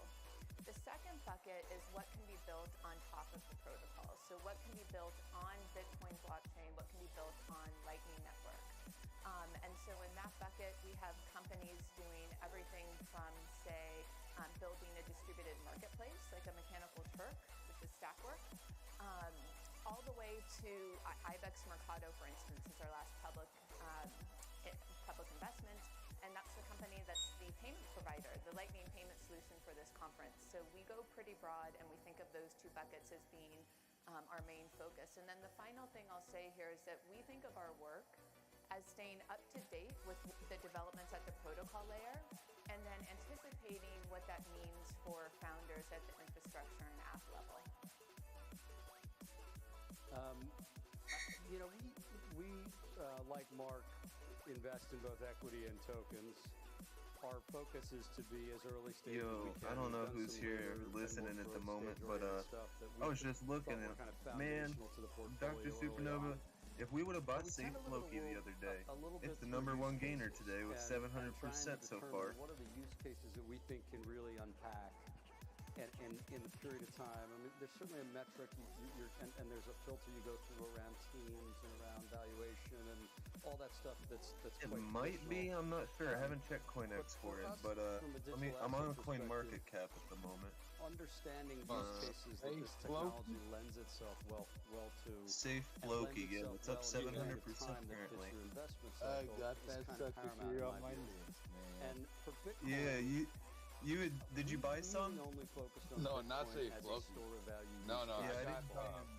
It was falling so hard when we looked at it. Yeah, no, I like to go ahead and look at them for at least everything is built on, and certainly Lightning and other opportunities are fascinating. We haven't really participated yet. It's just a swap coin at the moment, from what I'm seeing on CoinMarketCap. Which is the ability for I'm pulling up the total holders right now. So when we were tracking this coin, it had 2,551.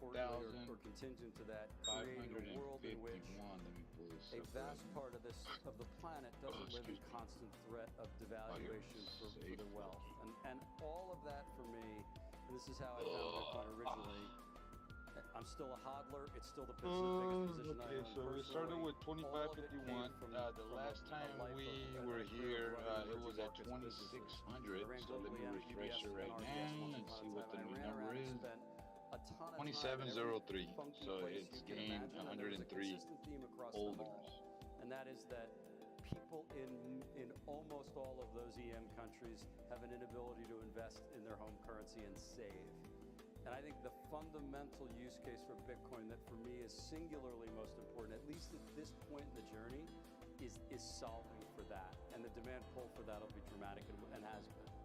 So our plays are more infrastructure centric around, and we're invested in a mining business that we like, and we've got, we put some money into the team at Ledden, which we think is quite a good team that is doing some interesting things in terms of by how much percent is it up?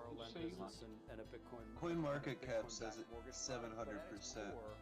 What we really care about is starting to solve for that last mile that helps the Nigerian mechanic get paid in Naira, converted into Bitcoin, and can still live and parse it out every day back and forth. Yeah, that's one that I wish I would have been buying the dip down, you know.